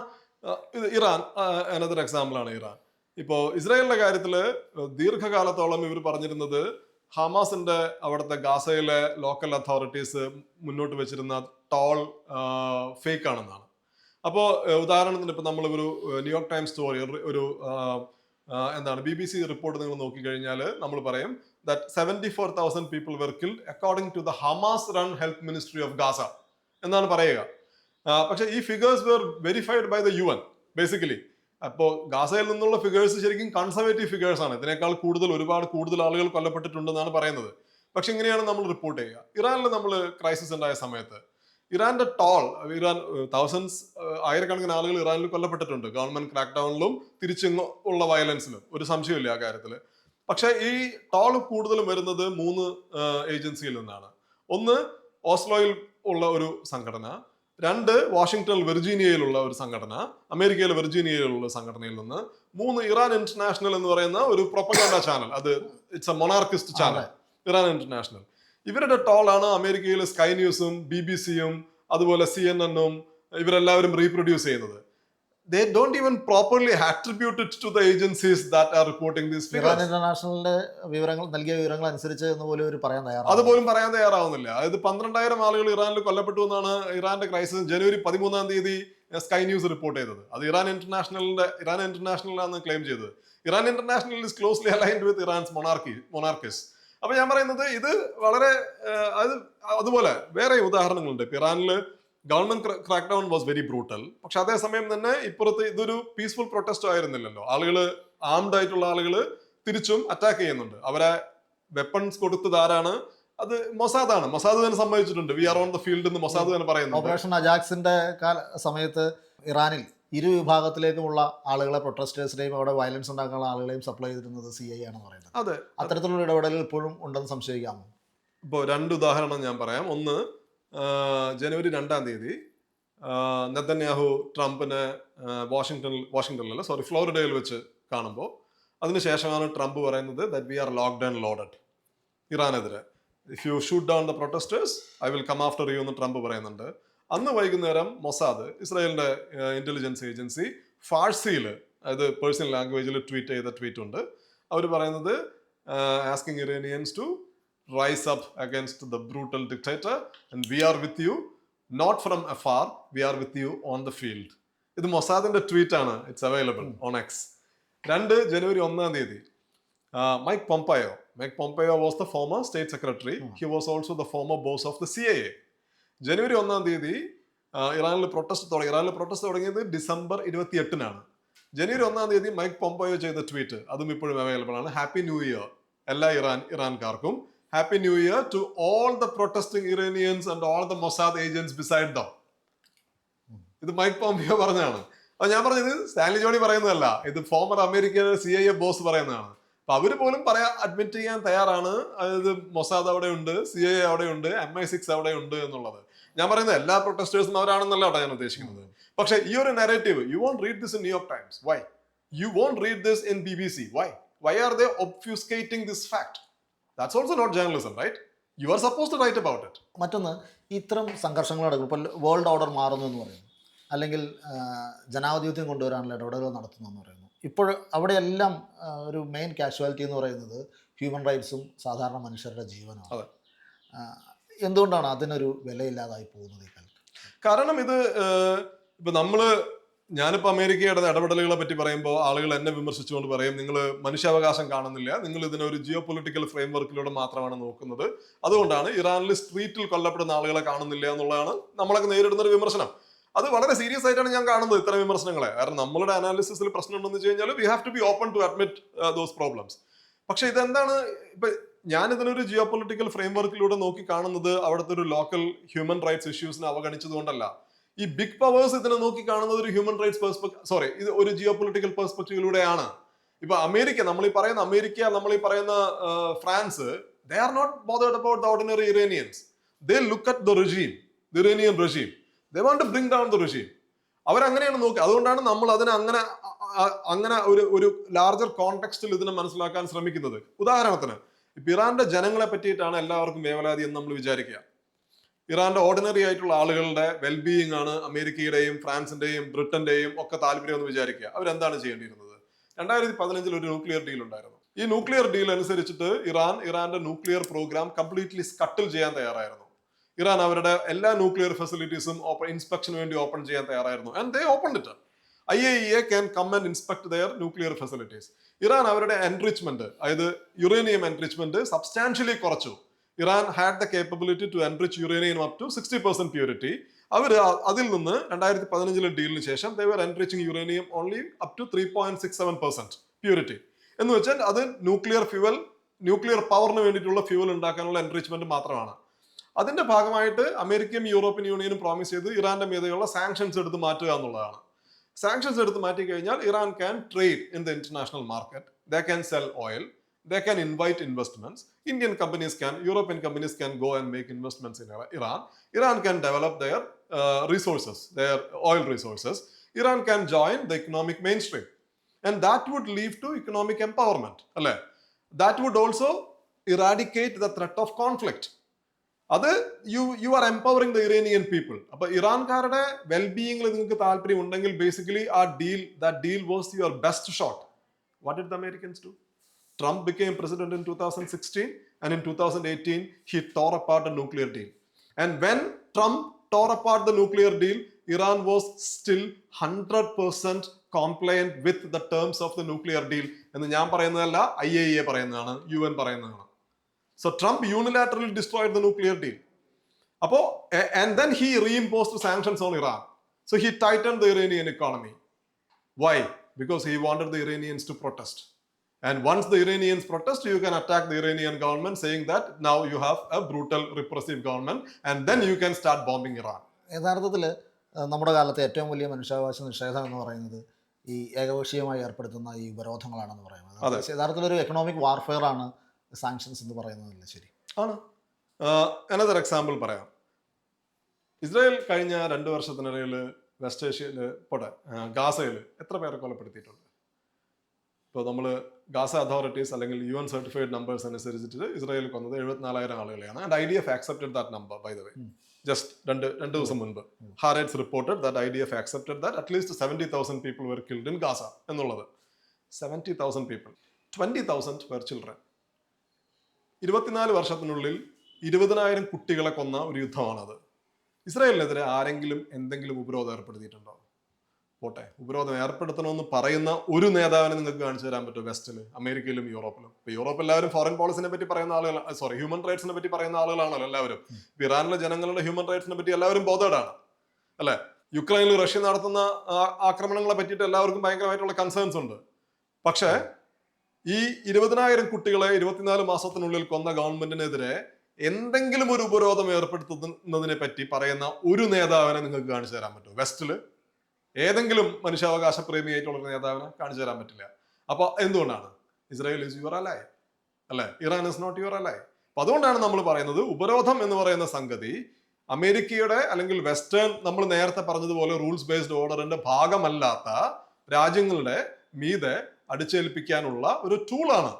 അപ്പൊ അത് നമ്മൾ നേരത്തെ ഒരു 4 ടൂൾ ഫ്രെയിംവർക്ക് പറഞ്ഞല്ലോ. ആദ്യം ഉപരോധം, രണ്ടാമത് പ്രൊപ്പഗാൻഡ, മൂന്നാമത് റെജീം ചേഞ്ച്, നാലാമത് നിങ്ങൾ വേണ്ട രീതിയിൽ ഡിസ്ട്രിബ്യൂഷൻ, വെൽത്ത് ഡിസ്ട്രിബ്യൂഷൻ നടത്തുക, വെൽത്ത് എക്സ്ട്രാക്ഷൻ നടത്തുക എന്നുള്ള ഒരു ഫ്രെയിംവർക്കിന്റെ ഭാഗമായിട്ടുള്ള ഒന്നാമത്തെ സ്റ്റെപ്പാണ് ഉപരോധം. ഇതൊരു ലോങ് ടേം വാർഫെയറിന്റെ ഒരു സ്റ്റെപ്പാണ്. അങ്ങനെയാണ് അതിന് ഉപയോഗിക്കുന്നത്. അല്ലാതെ ഇത് ഹ്യൂമൻ റൈറ്റ്സിന്റെ ഭാഗമായിട്ട് ഉപയോഗിക്കുന്നതല്ല, ഇത് ജനാധിപത്യ പ്രേമത്തിന്റെ ഭാഗമായിട്ട് ഉപയോഗിക്കുന്നതല്ല. ഈ വെൽത്ത് എക്സ്ട്രാക്ഷനെ കുറിച്ച് പറഞ്ഞപ്പോഴാണ്, ഇപ്പോൾ നിക്കരാഗ്വയിൽ ഇവർ ഇടപെട്ടത് ഒരു ഫ്രൂട്ട്സ് കമ്പനിക്ക് വേണ്ടിയിട്ടാണ്. ഇന്നത്തെ കാലത്ത് എണ്ണയായ യുണൈറ്റഡ് ഫ്രൂട്ട്സ് അല്ലേ? United fruits company. അപ്പോൾ അവിടുന്ന് പോലെ ഇവിടെ വരെയുള്ള ചരിത്രത്തിൽ ഇത് കേൾവിക്കാർക്ക് മനസ്സിലാകുന്നതിന് വേണ്ടി എങ്ങനെയാണ് ഈ വിഭവങ്ങളുടെ ചൂഷണം യുദ്ധത്തിന് കാരണമാകുന്നത്? എല്ലാ കാലത്തും അങ്ങനെയായിരുന്നല്ലോ. Iran operation hijacks, they wanted Iran's oil resources 1950s. അത് നാഷണലൈസ് ചെയ്തു എന്നുള്ളതാണ് ഇദ്ദേഹം ചെയ്തിട്ടുള്ള ഏറ്റവും വലിയ തെറ്റ്. മുഹമ്മദ് മൊസാദക് ചെയ്തിട്ടുള്ള ഏറ്റവും വലിയ തെറ്റ്. 1970s ചിലി, അവിടുത്തെ കോപ്പർ മൈനുകൾ നാഷണലൈസ് ചെയ്ത ആളാണ് സാൽവദോർ അയൻഡെ. അപ്പൊ അയൻഡെ പുറത്താക്കി തിരിച്ച് അഗസ്റ്റോ പിനോഷേനെയാണ് കൊണ്ടുവരുന്നത്. അഗസ്റ്റോ പിനോഷെ ചിലിയുടെ ചരിത്രത്തിൽ ഏറ്റവും മർദ്ദകമായിട്ടുള്ള റിപ്രസീവ് ആയിട്ടുള്ള ഗവൺമെന്റ് ഉണ്ടാക്കിയിട്ടുള്ള ആളായിരുന്നു. But he was very closely associated with the Americans. Congo, അന്ന് സയർ എന്നറിയപ്പെട്ടിരുന്നത്, പാട്രിസ് ലുമുംബ ആയിരുന്നു കോങ്കോയുടെ പ്രസിഡന്റ്. പാട്രിസ് ലുമുംബയെ കൊന്നിട്ട് പാട്രിസ് ലുമുംബയെ ഇതുപോലെ പാട്രിസ് ലുമുംബ അവിടുത്തെ മൈൻസിനെ, കോങ്കോയിലെ മൈൻസിനെ നാഷണലൈസ് ചെയ്ത ആളാണ്. പാട്രിസ് ലുമുംബയെ പുറത്താക്കിയിട്ട് മൊബൂത്തു സിസിക്കി സാസോ അല്ലെ, മൊബൂട്ടുവിനെയാണ് കൊണ്ടുവരുന്നത്. പാട്രിസ് ലുമുംബയെ ബെൽജിയംസും CIA-യും MI6-ഉം ചേർന്നിട്ടാണ് അധികാരത്തിൽ നിന്ന് പുറത്താക്കുന്നത്. പാട്രിസ് ലുമുംബയെ അധികാരത്തിൽ നിന്ന് പുറത്താക്കി അദ്ദേഹത്തെ കൊലപ്പെടുത്തി. And Mobutu was superstitious. He thought that if you bury him, he might rise from the dead. So what the Belgians did was to kill him, cut his body into pieces, എന്നിട്ട് ഒരു ഹെലികോപ്റ്ററിൽ കൊണ്ടുപോയിട്ട് കോങ്കോയിലെ വനാന്തരങ്ങൾക്കുള്ളിൽ നിന്ന് body parts ചിതറിക്കപ്പെടുകയാണ് ചെയ്തത്. അങ്ങനെയാണ് Patrice ലുമുംബയെ കൊന്നത്. എന്തിനു വേണ്ടിയിട്ടാണ്? കോങ്കോയുടെ റിസോഴ്സസിന് വേണ്ടിയിട്ട് അല്ലെ. നമ്മൾ മോഡേൺ ഡേ എക്സാമ്പിൾസ് നമ്മൾ നോക്കൂ. ഇറാഖ് സദാം ഹുസൈനെ ആക്രമിച്ചിട്ട് എന്താണ് ഉണ്ടായത്? ഇമ്മീഡിയറ്റ്ലി അവർ ചെയ്തത് ഇറാഖിന്റെ ഓയിൽ റിസോഴ്സസ് ഡിസ്ട്രിബ്യൂട്ട് ചെയ്യാനാണ്. ഇന്നിപ്പോ അമേരിക്കൻ കമ്പനി ഹാലിബർട്ടൺ ആയാലും പല അമേരിക്കൻ കമ്പനികളും ഇറാഖിൽ വൻ രീതിയിലുള്ള റിസോഴ്സസ് ഇൻവെസ്റ്റ്മെന്റ്സ് നടത്തിയിട്ടുണ്ട്. വെനസ്വേല മഡൂറോയെ പുറത്താക്കിയിട്ട് ഇപ്പൊ പല ഡെൽസി റോഡ്രിക്സിനെ പറ്റി പല റിപ്പോർട്ട്സും പറയുന്നുണ്ട്. ഐ ഡോണ്ട് നോ, ഗാർഡിയൻ പറയുന്നത് മഡൂറോ ഉള്ള സമയത്ത് തന്നെ Delcy was in touch with Americans എന്നാണ് പറയുന്നത്. പക്ഷെ മഡൂറോയെ പുറത്താക്കിയതിനു ശേഷം ട്രംപ് പറഞ്ഞത് that we are going to run the country like a company. പിന്നെ പറഞ്ഞത് Venezuela 50 billion barrels of oil അമേരിക്കയ്ക്ക് വെറുതെ കൊടുക്കുമെന്നാണ് പറയുന്നത്. മാർക്കോ റൂബിയോ പറയുന്നത് വെനസ്വേലൻ ഗവൺമെന്റ് അവരുടെ ആനുവൽ ഓയിൽ റവന്യൂസിന്റെ ഡീറ്റെയിൽസ്, അക്കൗണ്ട് ചാർട്ട് അമേരിക്കയ്ക്ക് കൊടുക്കണം എന്നാണ് പറയുന്നത്. So basically America wants to control Venezuela's entire oil resources. Greenland, എന്തിനാണ് ട്രംപിന് ഗ്രീൻലാൻഡ് വേണ്ടത്? അത് ആദ്യമായിട്ടാണ് യൂറോപ്പിലേക്ക് എത്തുന്നത്. പക്ഷേ Greenland is known for its rare earth. Greenland also has that strategically important resources location. So the United States wants to take over Greenland. Why countries always wanted to go to Russia? Russia is rich with resources. Napoleon wanted to go to conquer Russia. The Nazis wanted to conquer Russia. The Europeans keep basically expanding to Russia's borders. And Russia is the world's largest country and rich with a lot of resources. So resource extraction is part of the imperial conflicts. It has always been part of the imperial conflicts. അതെ, അപ്പോൾ നമ്മൾ പുതിയൊരു കാലഘട്ടത്തിലേക്ക് പ്രവേശിക്കാനുള്ള സാധ്യത നമ്മുടെ മുമ്പിലുള്ളത്. ഇപ്പോൾ ഒരു polar വേൾഡിൽ നിന്ന് മൾട്ടിപോളാർ വേൾഡിലേക്ക് കടക്കുമ്പോൾ ഇപ്പോൾ 2 സാധ്യതകളാണുള്ളത്. ഒന്ന്, കുറച്ചും കൂടി ഒരു നീതിപൂർവമായ ഒരു ലോകക്രമത്തിലേക്ക് മാറാം. അല്ലെങ്കിൽ ഒരു റേഗ് സ്റ്റേറ്റ്, ഒരു റോഗ് പവർ എന്നതിൽ നിന്ന് പല റോക്ക് പവേഴ്സുള്ള ഒരു സിനാറിയിലേക്ക് മാറാം. ഏതായിരിക്കും സംഭവിക്കാൻ പോകുക എന്നുള്ളതാണ്. ഒരു നീതിപൂർവകമായിട്ടുള്ള ലോകക്രമത്തിൽ അങ്ങനെ കാര്യമായിട്ട് വിശ്വസിക്കുന്ന ഒരാളല്ല ഞാൻ. കാരണം ഞാൻ കുറെ കൂടി സിനിക്കലാണ്. ഞാനൊരു സ്ട്രക്ചറലിസ്റ്റാണ്. നമ്മൾ IR നോക്കുന്നത് നമ്മൾ പഠിച്ചു വന്ന കാര്യങ്ങളൊക്കെ അതിനെ സ്വാധീനിച്ചിട്ടുണ്ട്. അപ്പോൾ നമ്മളൊരു സ്ട്രക്ചറലിസ്റ്റ് ആകുമ്പോൾ നമ്മൾ സ്ട്രക്ചറലിസ്റ്റ് ഫാക്ടേഴ്സ് ആണ് നോക്കുന്നത്. എന്തൊക്കെയാണ് രാജ്യങ്ങളുടെ ബിഹേവിയറിനെ സ്വാധീനിക്കുന്ന സ്ട്രക്ചറൽ ഫാക്ടേഴ്സ് എന്തൊക്കെയാണെന്നാണ് നോക്കുക. ഈ ഒരു മോറൽ കൺസിഡറേഷൻ വെച്ചിട്ടല്ല നോക്കുന്നത്. അപ്പം അങ്ങനെ നോക്കുമ്പോൾ നമുക്ക് ഒരു നീതിപൂർവകമായിട്ടുള്ള ഒരു ലോകം ഇന്റർനാഷണൽ റിലേഷൻസിൽ ഇമാജിൻ ചെയ്യാൻ പറ്റുന്നില്ല എനിക്ക്. പക്ഷേ ഒരു കാര്യം വളരെ പ്രധാനപ്പെട്ടതാണ്, ഒരു ബാലൻസ് ഓഫ് പവർ ലോകത്ത് വേണം. കാരണം ബാലൻസ് ഓഫ് പവർ ഇല്ലാതാവുമ്പോഴാണ് ലോകം കുറെ കൂടി ഡേഞ്ചറസ് ആയിട്ടുള്ള ഒരു ഘട്ടത്തിലേക്ക് പോകുന്നത്. യൂണിപോളാരിറ്റി എന്ന് പറയുന്നത് ഒരു ബാലൻസ് ഓഫ് പവർ ഇല്ലാത്ത ഒരു ഘട്ടമാണ്. ഈവൻ സോവിയറ്റ് യൂണിയൻ ഉണ്ടായിരുന്ന സമയത്ത് ഒരു ബാലൻസ് ഓഫ് പവർ ഉണ്ടായിരുന്നു, ഒരു ബൈപോളാർ ബാലൻസ് ഓഫ് പവർ ഉണ്ടായിരുന്നു. സോവിയറ്റ് യൂണിയന്റെ പതനത്തിന് ശേഷം അങ്ങനെ ഒരു ബാലൻസ് ഓഫ് പവർ ഇല്ലാതായി. അതുകൊണ്ടാണ് അമേരിക്കയുടെ ഒരു വിംസ് ആൻഡ് ഫാൻസിക്ക് അനുസരിച്ചിട്ട് പെരുമാറി തുടങ്ങിയത്. അപ്പൊ അതിന്റെ മുൻപിൽ ഈ ചെറിയ ചെറിയ രാജ്യങ്ങളെല്ലാം വളരെ വൾണറബിൾ ആയി മാറുകയാണ് ചെയ്തത്. യുഗോസ്ലാവിയയുടെ കാര്യം നോക്കുക. Slobodan Milosevic died in the UN at the UN court. Yugoslavian president ആയിരുന്ന ആള്. ബോസ്നിയ, യുഗോസ്ലാവിയ, അല്ല നമ്മൾ ഇറാഖ്, അഫ്ഗാനിസ്ഥാൻ, പല സദാം ഹുസൈൻ എങ്ങനെയാണ് കൊന്നത് നോക്കുക. I'm not a fan of Saddam Hussein. പക്ഷെ the way Saddam Hussein was, his country was attacked and he was executed, that is not acceptable. Look at Nicolas Maduro. He is now sitting in a jail. That man was the president of Venezuela. He is now sitting in a jail.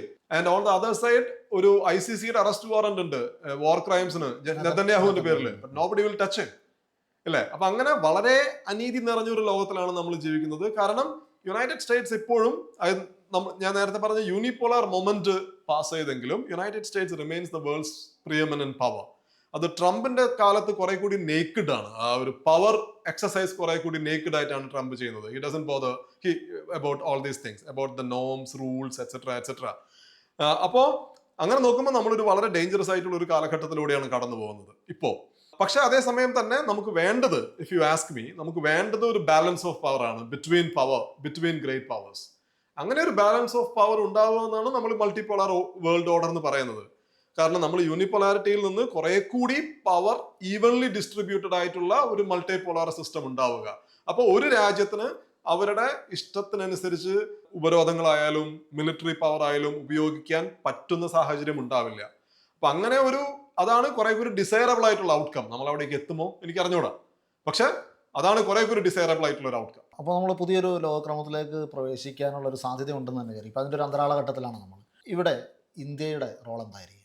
ഇപ്പൊ India നോക്കൂ, നമ്മളൊരു macro economic ഫ്രെയിംവർക്കിലൂടെ നോക്കിക്കഴിഞ്ഞു കഴിഞ്ഞാൽ India ഒരു വളരെ പ്രധാനപ്പെട്ട പവറാണ്. നമ്മൾ ലോകത്തിലെ 4th ലാർജസ്റ്റ് ഇക്കോണമിയാണ് ഇന്ന് മാക്രോ എക്കണോമിക് പോയിന്റ് ഓഫ് വ്യൂയിലൂടെ നോക്കിക്കഴിഞ്ഞാൽ. And India can become the world's 3rd largest economy by the time Trump leaves office. I think we will surpass Germany to become the world's 3rd largest economy, which means the United States, China and India will be 3 major economies in the world. ഒരു macro economic point of വ്യൂയിലൂടെ നോക്കിക്കഴിഞ്ഞാൽ. പക്ഷെ അതേസമയം തന്നെ നമ്മൾ military capabilities നോക്കിക്കഴിഞ്ഞു കഴിഞ്ഞാൽ India ഒരുപാട് vulnerability ഉള്ള രാജ്യമാണ്. ഇന്ത്യ അമേരിക്ക അല്ല, ഡെഫിനറ്റ്ലി അല്ല. ഇന്ത്യ റഷ്യ അല്ല, അല്ലെ? നമ്മളൊരു ഹോസ്റ്റൈൽ നെയ്ബർഹുഡിലാണ്. ഒരു ഭാഗത്ത് പാകിസ്ഥാൻ ഒരു മിലിറ്ററി പവറാണ്, ഒരു ഭാഗത്ത് ചൈന. പാകിസ്ഥാൻ ന്യൂക്ലിയർ പവറാണ്, ചൈന ന്യൂക്ലിയർ പവറാണ്. ചൈന 2 രാജ്യങ്ങളായിട്ട് നിങ്ങൾക്ക് ദീർഘമായിട്ടുള്ള അതിർത്തി പ്രശ്നങ്ങളുണ്ട്. ഇന്ത്യൻ ഓഷ്യൻ റീജിയനിൽ നോക്കിക്കഴിഞ്ഞാൽ ഇന്ത്യ ഒരു പ്രധാനപ്പെട്ട നേവൽ പവറാണ്. പക്ഷെ അതേസമയം തന്നെ ചൈന അടുത്തുണ്ട്. China they have already built the world's largest navy. അപ്പോൾ ഒരുപാട് ലിമിറ്റേഷൻസ് ഉണ്ട് ഒരു മിലിറ്ററി പോയിന്റ് ഓഫ് വ്യൂവിൽ നിന്ന് നോക്കിക്കഴിഞ്ഞാൽ. ഇന്റേണലി ഇന്ത്യ ഈ ചൈനയെക്കാളും അമേരിക്കയെക്കാളും ഒക്കെ പരിമിതികൾ നേരിടുന്ന ഒരു രാജ്യമാണ്. ഇൻഫ്രാസ്ട്രക്ചർ ഡെവലപ്മെന്റിന്റെ കാര്യത്തിൽ, അല്ലെ? ദാരിദ്ര്യ നിർമ്മാർജ്ജനത്തിന്റെ കാര്യത്തിൽ, അല്ലെങ്കിൽ സോഷ്യൽ ഫിഷേഴ്സിന്റെ കാര്യത്തിൽ, അല്ലെ? അല്ലെങ്കിൽ എന്താ പറയാ, പല കമ്മ്യൂണിറ്റി ടെൻഷൻസിന്റെ കാര്യത്തിൽ, അങ്ങനെ ഒരുപാട് ഇന്റേണൽ പോരായ്മകൾ കൂടി നേരിടുന്ന ഒരു രാജ്യമാണ്. അപ്പൊ ഇന്ത്യക്ക് ശരിക്കും വേണ്ടത് ഒരു സ്ട്രാറ്റജിക് ഫ്രെയിംവർക്ക് നമുക്ക് വേണം. ദാറ്റ് നമ്മുടെ ഒന്നാമത്തെ ഫോക്കസ് എന്ന് പറയുന്നത് we have to continue to grow economically. Conflict അല്ല. ആ ഒരു കോൺഫ്ലിക്റ്റിൽ നിന്ന് ഒരു ഇക്കണോമിക് ഡെവലപ്മെന്റ് എന്നുള്ള രീതി, അതായത് ചൈന 1970-കൾ മുതൽ പിന്തുടരുന്നിരുന്ന ഒരു രീതിയുണ്ടല്ലോ. ചൈന അവസാനം ചെയ്ത യുദ്ധം എന്താണ്? 1979-ലാണ്. ശേഷം ചൈന യുദ്ധം ചെയ്തിട്ടില്ല. കാരണം ചൈനയുടെ focus has been to turning around Chinese economy, Chinese society എന്നുള്ളതായിരുന്നു. നമ്മൾ അങ്ങനെയല്ല. നമ്മളിപ്പോഴും യുദ്ധം ചെയ്യാൻ പോവാണ് പാകിസ്ഥാന്റെ അടുത്ത്. എന്ത് പ്രൊവോക്കേഷൻ ഉണ്ടായി കഴിഞ്ഞാലും നമ്മളപ്പോൾ യുദ്ധം ചെയ്യണം എന്നാണ് പറയുന്നത്. ഇവിടുത്തെ ആളുകളും പറയുന്നത്, പൊളിറ്റീഷ്യൻസും പറയുന്നത്. അപ്പൊ അതിൽ നിന്നും മാറി കുറെ കൂടി ഒരു peaceful redevelopment of Indian economy എന്നുള്ള ഒരു ലാർജർ സ്ട്രാറ്റജിക് ഫ്രെയിംവർക്കിലേക്ക് നമ്മൾ ഒന്ന് മാറണം. രണ്ട്, സോഷ്യൽ കൊഹീഷൻ വളരെ പ്രധാനപ്പെട്ട ഒരു കാര്യമാണ്. നമ്മുടെ ഒരു ഇന്റേണൽ കോൺട്രഡിക്ഷൻസിന് അഡ്രസ് ചെയ്യാൻ പറ്റുന്ന രീതിയിലുള്ള ഒരു ഡൊമസ്റ്റിക് പോളിസി നമുക്ക് വേണം. അപ്പോൾ അങ്ങനെയാണെങ്കിൽ ബേസിക്കലി ഇന്ത്യക്ക് ഒരു പ്രധാനപ്പെട്ട ഒരു മിഡിൽ പവർ ആവാൻ പറ്റും ഒരു മൾട്ടിപോളാർ വേൾഡ് ഓർഡറിൽ. കാരണം ഒരു ലാർജർ എക്കണോമിക് പൊട്ടൻഷ്യൽ നമുക്കുണ്ട്. India is an economy that continues to grow and the world is changing. World is no longer unipolar. Anything can happen.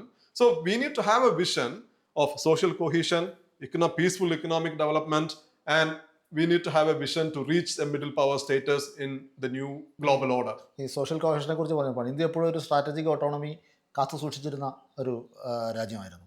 അപ്പോൾ അതിൻ്റെ ഒരു മൂല്യം അന്താരാഷ്ട്ര തലത്തിൽ ഇന്ത്യക്ക് ഉണ്ടാവുകയും ചെയ്തു. അതെ. അപ്പോൾ അതിൽ ആ ഒരു അന്താരാഷ്ട്ര തലത്തിൽ ഇന്ത്യയെക്കുറിച്ചുള്ള കാഴ്ചപ്പാടിൽ മാറ്റം വരുന്ന തരത്തിൽ ഒരു ഇന്റേണൽ പൊളിറ്റിക്സ് മാറിയിട്ടുണ്ടോ? എനിക്ക് തോന്നുന്നു ഉണ്ടെന്ന് തോന്നുന്നു. ഇപ്പോൾ രണ്ട് കാര്യം പറയാം. ഒന്ന്, സ്ട്രാറ്റജിക് ഓട്ടോണമിയെ പറ്റി പറയുകയാണെങ്കിൽ സ്ട്രാറ്റജിക് ഓട്ടോണമി വളരെ പ്രധാനപ്പെട്ട ഒരു കാര്യമാണ്. ഒരു ഫോറിൻ പോളിസി പെർസ്പെക്റ്റീവിലൂടെ നോക്കിക്കഴിഞ്ഞാൽ ഇന്ത്യയുടെ ഏറ്റവും പ്രധാനപ്പെട്ട കോൺട്രിബ്യൂഷനാണ് സ്ട്രാറ്റജിക് ഓട്ടോണമി. മാർക്ക് കാർണി ഡാവോസിൽ പ്രസംഗിച്ചത് സ്ട്രാറ്റജിക് ഓട്ടോണമിയെ പറ്റിയിട്ടാണ്. അത് ഇന്ത്യ കഴിഞ്ഞ വർഷങ്ങളായിട്ട് പ്രാക്ടീസ് ചെയ്യുന്ന ഒരു കാര്യമാണ്. അപ്പോൾ ഈ സ്ട്രാറ്റജിക് ഓട്ടോണമി മെയിൻറ്റെയിൻ ചെയ്യുക എന്നുള്ളത് വളരെ പ്രധാനപ്പെട്ട കാര്യമാണ്. അത് മുൻപ് കുറെ കൂടി ഈസി ആയിരുന്നു, ഇന്ന് ബുദ്ധിമുട്ടാണ്. കാരണം എന്താണ്? മുൻപ് റഷ്യയും അമേരിക്കയും തമ്മിൽ, അല്ലെങ്കിൽ റഷ്യയും യൂറോപ്പും തമ്മിൽ ഒരു ഓപ്പൺ കോൺഫ്ലിക്റ്റ് ഉണ്ടായിരുന്നിട്ടില്ല. അപ്പോൾ ഇറ്റ് വാസ്, ഞാൻ മുൻപ് എന്ന് പറയുന്നത് 2014 മുൻപുള്ള ഒരു പോസ്റ്റ് 90s കാലഘട്ടത്തിനെ പറ്റിയിട്ടാണ് പറയുന്നത്. അപ്പൊ അന്ന് India was free to build closer ties with the United States while at the same time maintaining close defence partnership with Russia. അത് പോസിബിൾ ആയിരുന്നു. ഇന്ന് പക്ഷേ എളുപ്പമല്ല. ഇന്ന് കുറെ കൂടി നമ്മുടെ സ്ട്രാറ്റജിക് ഓട്ടോണമി കുറെ കൂടി എന്താ പറയുക, ബീയിങ് ടെസ്റ്റഡ്. കാരണം ഈ because of the conflict between the west and Russia അല്ലെ. അപ്പൊ അത് രണ്ടാമത് ചൈന ഇപ്പൊ ഇന്ത്യ നേരിടുന്ന ഒരു പ്രധാനപ്പെട്ട വെല്ലുവിളി എന്ന് പറയുന്നത് China is your neighbour. With China you have A long 3000 kilometer long demarcated boundary. China is also a superpower. Cold വാറിന്റെ സമയത്ത് സോവിയറ്റ് യൂണിയനും റഷ്യയും ഫാർ അവേ രാജ്യങ്ങളായിരുന്നു. പക്ഷെ ഇന്ന് അങ്ങനെയല്ല. ഇന്ന് one of the great powers is your neighbour. അപ്പോൾ tackling China is also a huge foreign policy challenge. അപ്പൊ അതുകൊണ്ട് ഈ സ്ട്രാറ്റജിക് ഓട്ടോണമി എന്ന് പറയുന്നത് വൻ രീതിയിലുള്ള ഒരു ടെസ്റ്റ് ഇന്ന് നേരിടുന്നുണ്ട്. അതൊന്ന്. പക്ഷേ if you ask me, India has to protect it strategic autonomy. India shouldn't join any alliance system. That should be the guiding principle of India's foreign policy. The non-alignment എന്ന് വിളിക്കാം, multi-alignment എന്ന് വിളിക്കാം, multi-engagement എന്ന് വിളിക്കാം, strategic autonomy എന്ന് വിളിക്കാം, whatever you call, it's basically non-alignment. You have to stay non-aligned. അതൊന്ന്. രണ്ട്, yes, I think ഒരു reputational problem ഉണ്ട് ബേസിക്കലി. ഇന്ത്യനെ സംബന്ധിച്ച് ഇന്ന് ഒരു വെസ്റ്റേൺ നരേറ്റീവിൽ പ്രത്യേകിച്ചും ഇന്ത്യ കുറെ കൂടി ഡൊമസ്റ്റിക്കലി നമ്മൾ കുറെ കൂടി ഒരു ഹിന്ദുത്വ, ഒരു റിലിജിയസ് പൊളിറ്റിക്സ് ഇന്ത്യനെ ഓവർടേക്ക് ചെയ്യുന്നു. മുൻപ് ഇന്ത്യ അറിയപ്പെട്ടിരുന്നത് India was known for it's pluralistic governance structure. അതിന് പകരം കുറെ കൂടി ഹോമോജനൈസ്ഡ് ആയിട്ടുള്ള റിലീജിയസ് ആയിട്ടുള്ള ഒരു ഗവേണൻസ് സ്ട്രക്ചറിലേക്ക് മാറുന്നു. അതിന്റെ ഒരുപാട് പ്രശ്നങ്ങൾ ഇന്ത്യ നേരിടുന്നുണ്ട്. അതുകൊണ്ടാണ് ഞാൻ നേരത്തെ പറഞ്ഞത്, അത് വെസ്റ്റേൺ പെർസെപ്ഷന്റെ കാര്യമായിട്ട് മാത്രമല്ല. ഇപ്പൊ ഇന്ത്യക്ക്, if India wants to resolve its problems, if India wants to continue to rise, if India wants to become a major global power, it is an imperative for India to maintain the social balance. അത് ഇന്ത്യയുടെ തന്നെ വളർച്ചയ്ക്ക് ആവശ്യമാണ്. ഈ ഒരു social cohesion, social balance എന്ന് പറയുന്നത്. അതിനെ അപ്സെറ്റ് ചെയ്ത് കഴിഞ്ഞാൽ അത് ഇന്ത്യനെ തന്നെയാണ് ബാധിക്കാൻ പോകുന്നത്. ആ തിരിച്ചറിവ് ഇവിടെ നമുക്ക് വേണം.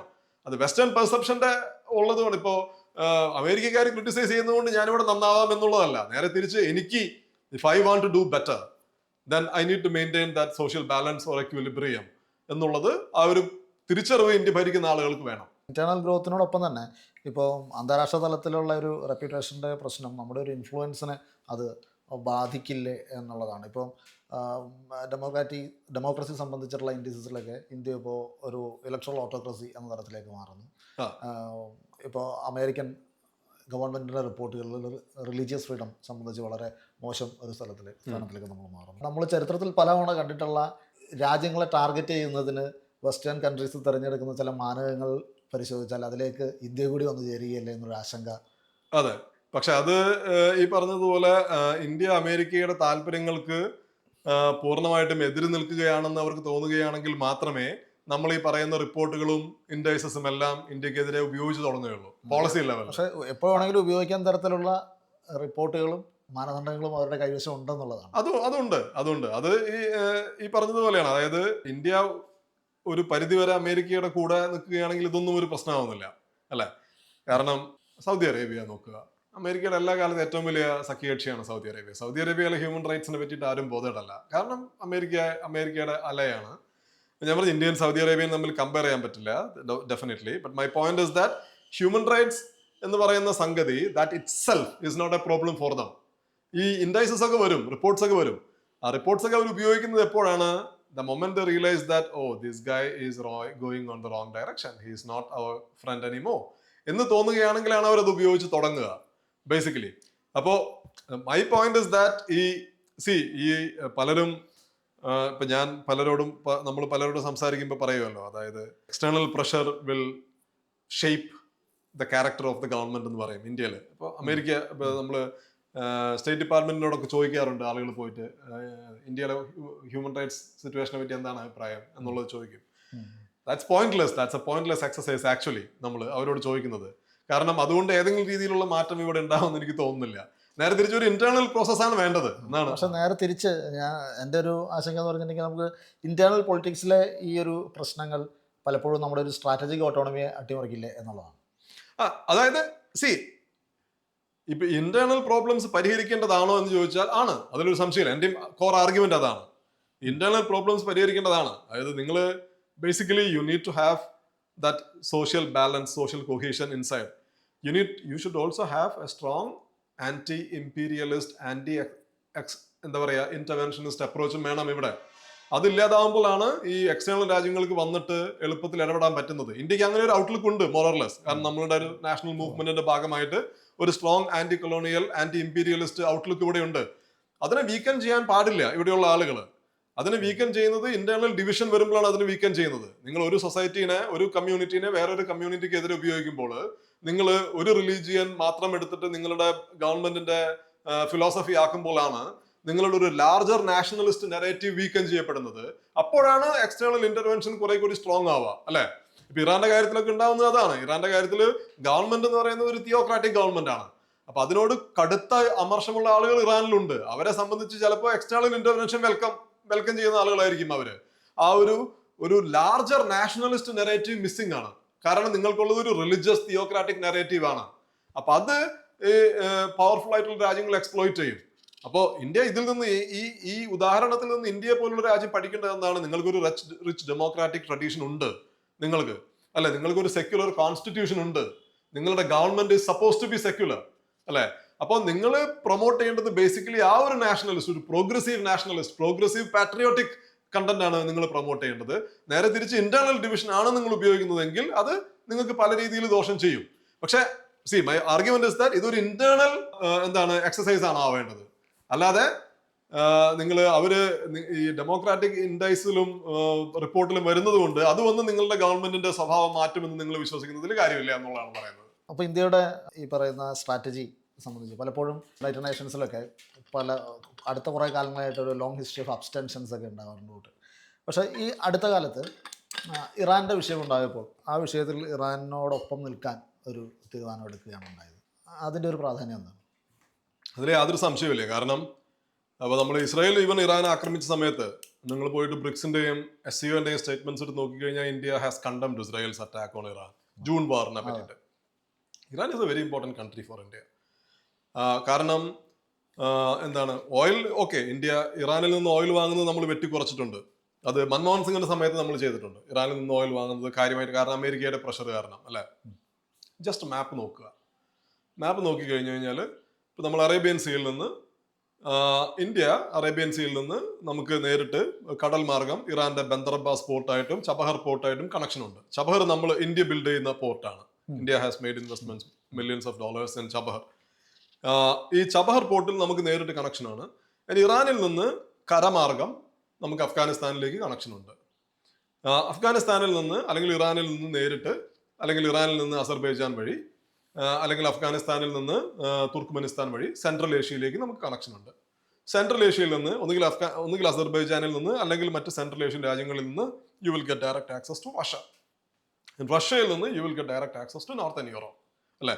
നമ്മൾ ഈ പറയുന്ന നോർത്ത് സൗത്ത് ട്രാൻസ്പോർട്ട് കോറിഡോർ ഉണ്ട്. ബേസിക്കലി ഇന്ത്യയുടെ വെസ്റ്റേൺ കോസ്റ്റിന്, ഇപ്പോൾ മുംബൈ ഫോർ എക്സാമ്പിൾ, ഇന്ത്യയുടെ വെസ്റ്റേൺ കോസ്റ്റിന് ഇറാന്റെ ബന്ദർ അബ്ബാസ് പോർട്ട് വഴി, അസർബൈജാൻ വഴി, റഷ്യ വഴി നോർത്തേൺ യൂറോപ്പുമായിട്ട് കണക്ട് ചെയ്യുന്ന നോർത്ത് സൗത്ത് ട്രാൻസ്പോർട്ട് കോറിഡോർ ഉണ്ട്. അപ്പോൾ ഇന്ത്യയെ സംബന്ധിച്ചിട്ടുള്ള ഒരു ചോദ്യം എന്ന് പറയുന്നത് ഓയിൽ ഓയിൽ നിങ്ങൾക്ക് ഇപ്പോൾ ഒരു രാജ്യത്ത് നിന്ന് ഓയിൽ കിട്ടിയില്ലെങ്കിൽ നിങ്ങൾക്ക് അടുത്ത രാജ്യത്ത് നിന്ന് ഓയിൽ മേടിക്കാം, നിങ്ങൾക്ക് റഷ്യയിൽ നിന്ന് മേടിക്കാം, നിങ്ങൾക്ക് ഇറാഖിൽ നിന്ന് മേടിക്കാം, സൗദി അറേബ്യയിൽ നിന്ന് മേടിക്കാം. പക്ഷെ geography is A given. I mean, you can't, geography is a given. You can't wish for a different geography, right? You have to work with the geography you have. And ആ geography നിങ്ങൾ നോക്കുകയാണെന്ന് വെച്ച് കഴിഞ്ഞാൽ Iran is your gateway to central Asia, അല്ലെങ്കിൽ Eurasian land mass നോക്കുക. ഇപ്പൊ നിങ്ങൾ Eurasian land mass നോക്കി കഴിഞ്ഞാൽ ഏതൊക്കെയാണ് യുറേഷ്യയിലെ പ്രധാനപ്പെട്ട രാജ്യങ്ങൾ? Pakistan is your enemy, China is your competitor, അല്ലെ? Central Asia, you are not a major player in Central Asia. പിന്നെ നിങ്ങൾക്കുള്ളത് ആരാണ്? റഷ്യ ആൻഡ് ഇറാൻ ആണ്. And both countries are very close to you, very close strategic partners. Iran റവല്യൂഷന് ശേഷം, ഇപ്പോൾ എന്താണ് 1979 റവല്യൂഷന് ശേഷം ഇന്ത്യയുടെ കാശ്മീർ നയത്തിന് സപ്പോർട്ട് ചെയ്തിട്ടുള്ള രാജ്യമാണ് ഇറാൻ. എനിക്ക് തോന്നുന്നു 1990s തോന്നുന്നു റാവു പ്രധാനമന്ത്രിയായിരുന്ന സമയത്ത് organisation of Islamic countries OIC അവര് ഇന്ത്യക്കെതിരെ കാശ്മീരിനെ പറ്റിയിട്ട് ഒരു റെസൊല്യൂഷൻ, ഒരു സെൻഷർ റെസൊല്യൂഷൻ അഡോപ്റ്റ് ചെയ്തിട്ടുണ്ടായിരുന്നു. അന്ന് ഇറാനാണ് അതിനെതിരെ വോട്ട് ചെയ്തത്. അന്ന് OIC ആ റെസൊല്യൂഷൻ പാസ്സാക്കിയിരുന്നെങ്കിൽ this would have gone to the UN security council. അപ്പോൾ ഇന്ത്യക്ക് അനുകൂലമായിട്ട് നിലപാട് എടുത്തിട്ടുള്ള ഒരു രാജ്യമാണ് കശ്മീരിന്റെ കാര്യത്തിൽ ഇറാൻ. അതിന് കാരണം എന്ന് വെച്ച് കഴിഞ്ഞാൽ ഇറാൻ പാകിസ്ഥാൻ എല്ലാ കാലത്തും ഇറാൻ വേറൊരു രീതിയിലൂടെയാണ് കാണുന്നത് ഇന്നും. കാരണം പാകിസ്ഥാൻ അമേരിക്കയുടെ വളരെ ശക്തമായിട്ടുള്ള ക്ലോസ് അലയാണ്. അതായത് ഇപ്പൊ അടുത്ത കാലത്ത് പാകിസ്ഥാന്റെ ജനറൽ ആസിം മുനീർ ട്രംപിനെ പോയി കാണുന്നു, വൈറ്റ് ഹൗസിൽ കാണുന്നു, ഒക്കെ ഉണ്ടാവുന്നുണ്ടല്ലോ. അപ്പൊ എനിക്ക് ബലമായ സംശയം എന്ന് പറയുന്നത് അതൊരു ട്രംപിന്റെ ഇറാൻ പ്ലേ ബുക്കിന്റെ ഭാഗമായിട്ടാണ് അത് നടക്കുന്നത് എന്നുള്ളതാണ്. കാരണം പാകിസ്ഥാൻ ഇറാനുമായിട്ട് ബോർഡർ ഉണ്ട്. നമ്മളിങ്ങനെ പല രീതിയിൽ നോക്കിക്കഴിഞ്ഞാൽ Iran is strategically and geographically is A very important country for India. അതുകൊണ്ടാണ് ഇത് മാത്രമല്ല, ഇതൊരു ജിയോ പൊളിറ്റിക്കൽ കാര്യം മാത്രം. ഇനി അമേരിക്ക വന്ന് ഇറാനെ യുദ്ധം ആക്രമിച്ചു എന്ന് കരുതുക. This time Iran will retaliate. ഇത്തവണ അമേരിക്ക ഇറാൻ ആക്രമിച്ചാൽ ഇറാൻ സ്ട്രോങ്ലി റിട്ടാലിയേറ്റ് ചെയ്യും എന്നുള്ളതാണ് എൻ്റെ ഒരു അസസ്മെന്റ് ഇത്തവണ. അതിനാൽ അങ്ങനെ സ്ട്രോങ്ലി റിട്ടാലിയേറ്റ് ചെയ്ത് എന്ത് ചെയ്യും? ഇറാൻ ഒരുപക്ഷെ നേരിട്ട് ഇസ്രായേലിനെ ആക്രമിക്കും. ഇറാൻ സ്ട്രൈറ്റ് ഓഫ് ഹോർമുസ് ചിലപ്പോൾ ക്ലോസ് ചെയ്യും. ഇറാൻ അമേരിക്കയുടെ ബേസസിനെ ആക്രമിക്കും പേഴ്ഷ്യൻ ഗൾഫിൽ. അങ്ങനെയാണെങ്കിൽ ഇപ്പോൾ ഈ സ്ട്രൈറ്റ് ഓഫ് ഹോർമുസിലൂടെയുള്ള ഓയിൽ ഫ്ലോ കുറയുകയോ നിൽക്കുകയോ ചെയ്യും. ലോകത്തെ മൊത്തം ഓയിൽ ഫ്ലോയുടെ 30% സ്ട്രൈറ്റ് ഓഫ് ഹോർമുസിലൂടെയാണ് പോകുന്നത്. അത് നിന്ന് കഴിഞ്ഞു കഴിഞ്ഞാൽ oil prices are going to rocket. India imports 80% of its energy requirements. India meets through imports. If the prices are going to rocket, then that's going to be a bloody blow to the Indian economy, isn't it? അത് മാത്രമല്ല, എത്ര ലക്ഷം ആളുകളാണ് ഇന്ത്യയുടെ അവിടെ താമസിക്കുന്നത് ഗൾഫിൽ, just across the waters, Gulf രാജ്യങ്ങളിൽ താമസിക്കുന്നത്. ഒരു ഓൾ ഔട്ട് യുദ്ധം ഉണ്ടായി കഴിഞ്ഞു കഴിഞ്ഞാൽ ഇവരെയൊക്കെ എങ്ങനെയാണ് ഇന്ത്യ നാട്ടിലേക്ക് കൊണ്ടുവരാൻ പോകുന്നത്? 1,50,000 ആളുകളെ 1991 കുവൈത്തിൽ നിന്നും ഇറാഖിൽ നിന്നും കൊണ്ടുവന്ന് ഇവിടെ ഇപ്പോഴും ലെജൻഡാണ്. അല്ലെങ്കിൽ 60,000 ആളുകളെ യമനിൽ നിന്ന് കൊണ്ടുവന്നത് ഇവിടെ ഇപ്പോഴും ലെജൻഡാണ്. You are talking about 80 million people, അല്ലെ? 80 ലക്ഷം ആളുകളെ പറ്റിയിട്ടാണ് പറയുന്നത് നമ്മൾ, പേഴ്സൺ ഗൾഫ് രാജ്യങ്ങളിൽ ജോലി ചെയ്യുന്ന ആളുകളെ. അപ്പോൾ ഒരു യുദ്ധം എന്ന് പറയുന്നത്, ഒരു ഓൾ ഔട്ട് യുദ്ധം between Iran and the United States is not in India's interest. So India actually, if you ask me, India should be more assertive. The Indian Prime Minister should say that this is not in our interest. There shouldn't be a war. India's foreign minister should go to talk to them, talk to the Iranians, talk to the Americans, talk to the Israelis, to dial down the tensions. We are not doing that. ശരിക്കും അതാണ് നമ്മൾ ചെയ്യേണ്ടിരുന്നത്. നമ്മൾ കുറെ കൂടി assertive ആയിട്ടുള്ള, emphatic ആയിട്ടുള്ള യുദ്ധവിരുദ്ധ നിലപാടാണ് India ഈ കാര്യത്തിൽ എടുക്കേണ്ടത്. കാരണം ഇറാനുമായിട്ടുള്ളൊരു യുദ്ധം ഒരു കാരണവശാലും ഇന്ത്യയുടെ താല്പര്യത്തിന് യോജിക്കുന്നതല്ല, അത് ഇസ്രായേലിന്റെ താല്പര്യത്തിനുള്ള യുദ്ധമാണ്. ഒരു കാര്യം ഞാൻ ആദ്യമേ ചോദിക്കണമെന്ന് വിചാരിച്ചാണ്. നമ്മൾ പലപ്പോഴും പറയുമ്പോൾ തമാശ രൂപത്തിലെങ്കിലും പറയാറുണ്ട്, നോർത്ത് കൊറിയയും ഇറാനെയും നോക്കൂ, ഇറാന് പറ്റിയത് ന്യൂക്ലിയർ ആയുധങ്ങൾ നിർമ്മിക്കാതിരുന്നതാണ് എന്ന്. അതിനെ ഒരു സ്ട്രാറ്റജി ആയിട്ട് കാണുന്നുണ്ടോ? കാണണം എന്നുള്ളതാണ്. അതായത് നോർത്ത് കൊറിയയെ സംബന്ധിച്ചിടത്തോളം നോർത്ത് കൊറിയ അവരിത് നേരത്തെ തിരിച്ചറിഞ്ഞിരുന്നു എന്നാണ് ഞാൻ പറയുക. കാരണം നോക്കൂ, നോർത്ത് കൊറിയ ബോംബ് ഉണ്ടാക്കുന്നത് 2006 അധിക കാലം ഒന്നും ആയിട്ടില്ല, 2006. അതിന്റെ കാരണം എന്താണ്? ഇറാൻ early 2000 മുതൽ ഇറാൻ ഒരു ന്യൂക്ലിയർ പ്രോഗ്രാം ഉണ്ട് ശരിക്കും. പക്ഷെ അതേസമയം തന്നെ ഇറാൻ വിചാരിച്ചത് ഇറാൻ അമേരിക്കയുമായിട്ടുള്ള ഒരു ഡീൽ ഉണ്ടാക്കാൻ പറ്റും എന്നായിരുന്നു ഇറാന്റെ ആഗ്രഹം. അത് ഖാത്തമിയുടെ കാലം മുതൽ അങ്ങനെയാണ്. ഉദാഹരണത്തിന് September 11 അറ്റാക്ക് നടക്കുമ്പോൾ അതിനാദ്യമായിട്ട് കണ്ടം ചെയ്യുന്ന രാജ്യം ഇറാനാണ്, ഖാത്തമയാണ്. അന്ന് ഖാത്തമയാണ് പ്രസിഡന്റ്. മാത്രമല്ല, താലിബാനെതിരെയുള്ള അമേരിക്കയുടെ യുദ്ധത്തിന് ഇറാൻ സമ്പൂർണ്ണ പിന്തുണയായിരുന്നു കൊടുത്തിരുന്നത്. കാരണം ഇറാൻ താലിബാൻ ഇഷ്ടമല്ല, അതുകൊണ്ട്. മാത്രമല്ല, അമേരിക്ക താലിബാനെ ഡിസ്ട്രോയ് ചെയ്യുകയാണെങ്കിൽ ഇറാൻ അതിനെ വെൽക്കം ചെയ്ത ആളുകളാണ്. എന്നിട്ട് അമേരിക്ക എന്താണ് ചെയ്തത്? 2002 ജോർജ് ബുഷിന്റെ famous State of the Union address ഉണ്ട്. അദ്ദേഹം പറഞ്ഞ ഒരു സ്റ്റേറ്റ് എന്താണ്, ആക്സിസ് ഓഫ് ഈവിൾ അല്ലെ, ആക്സിസ് ഓഫ് ഈവിൾ രാജ്യങ്ങൾ, 3 രാജ്യങ്ങളെ പറ്റി പറയുന്നുണ്ട്. തിന്മയുടെ അച്ചുതണ്ട്. ഈ 3 രാജ്യങ്ങൾ, 1 ഇറാഖാണ്, 2 ഇറാനാണ്, 3 നോർത്ത് കൊറിയയാണ്. 2002 സ്പീച്ചാണ്. 2003 അമേരിക്ക ഇറാഖിനെ ആക്രമിച്ചു, 2003. അപ്പൊ സ്വാഭാവികമായിട്ടും അടുത്ത 2 ടാർഗറ്റ് വരേണ്ടിയിരുന്നത് ഇറാനും നോർത്ത് കൊറിയയുമാണ്. ഇറാൻ എന്ത് ചെയ്തു? ഇറാൻ പിന്നീട് ആ യുദ്ധത്തില് ഇറാഖില് പല പല മിലിഷ്യ ഗ്രൂപ്പുകളെ സപ്പോർട്ട് ചെയ്ത് basically Iran trapped the United States in Iraq. Iran അത് ചെയ്തിട്ടുണ്ട്.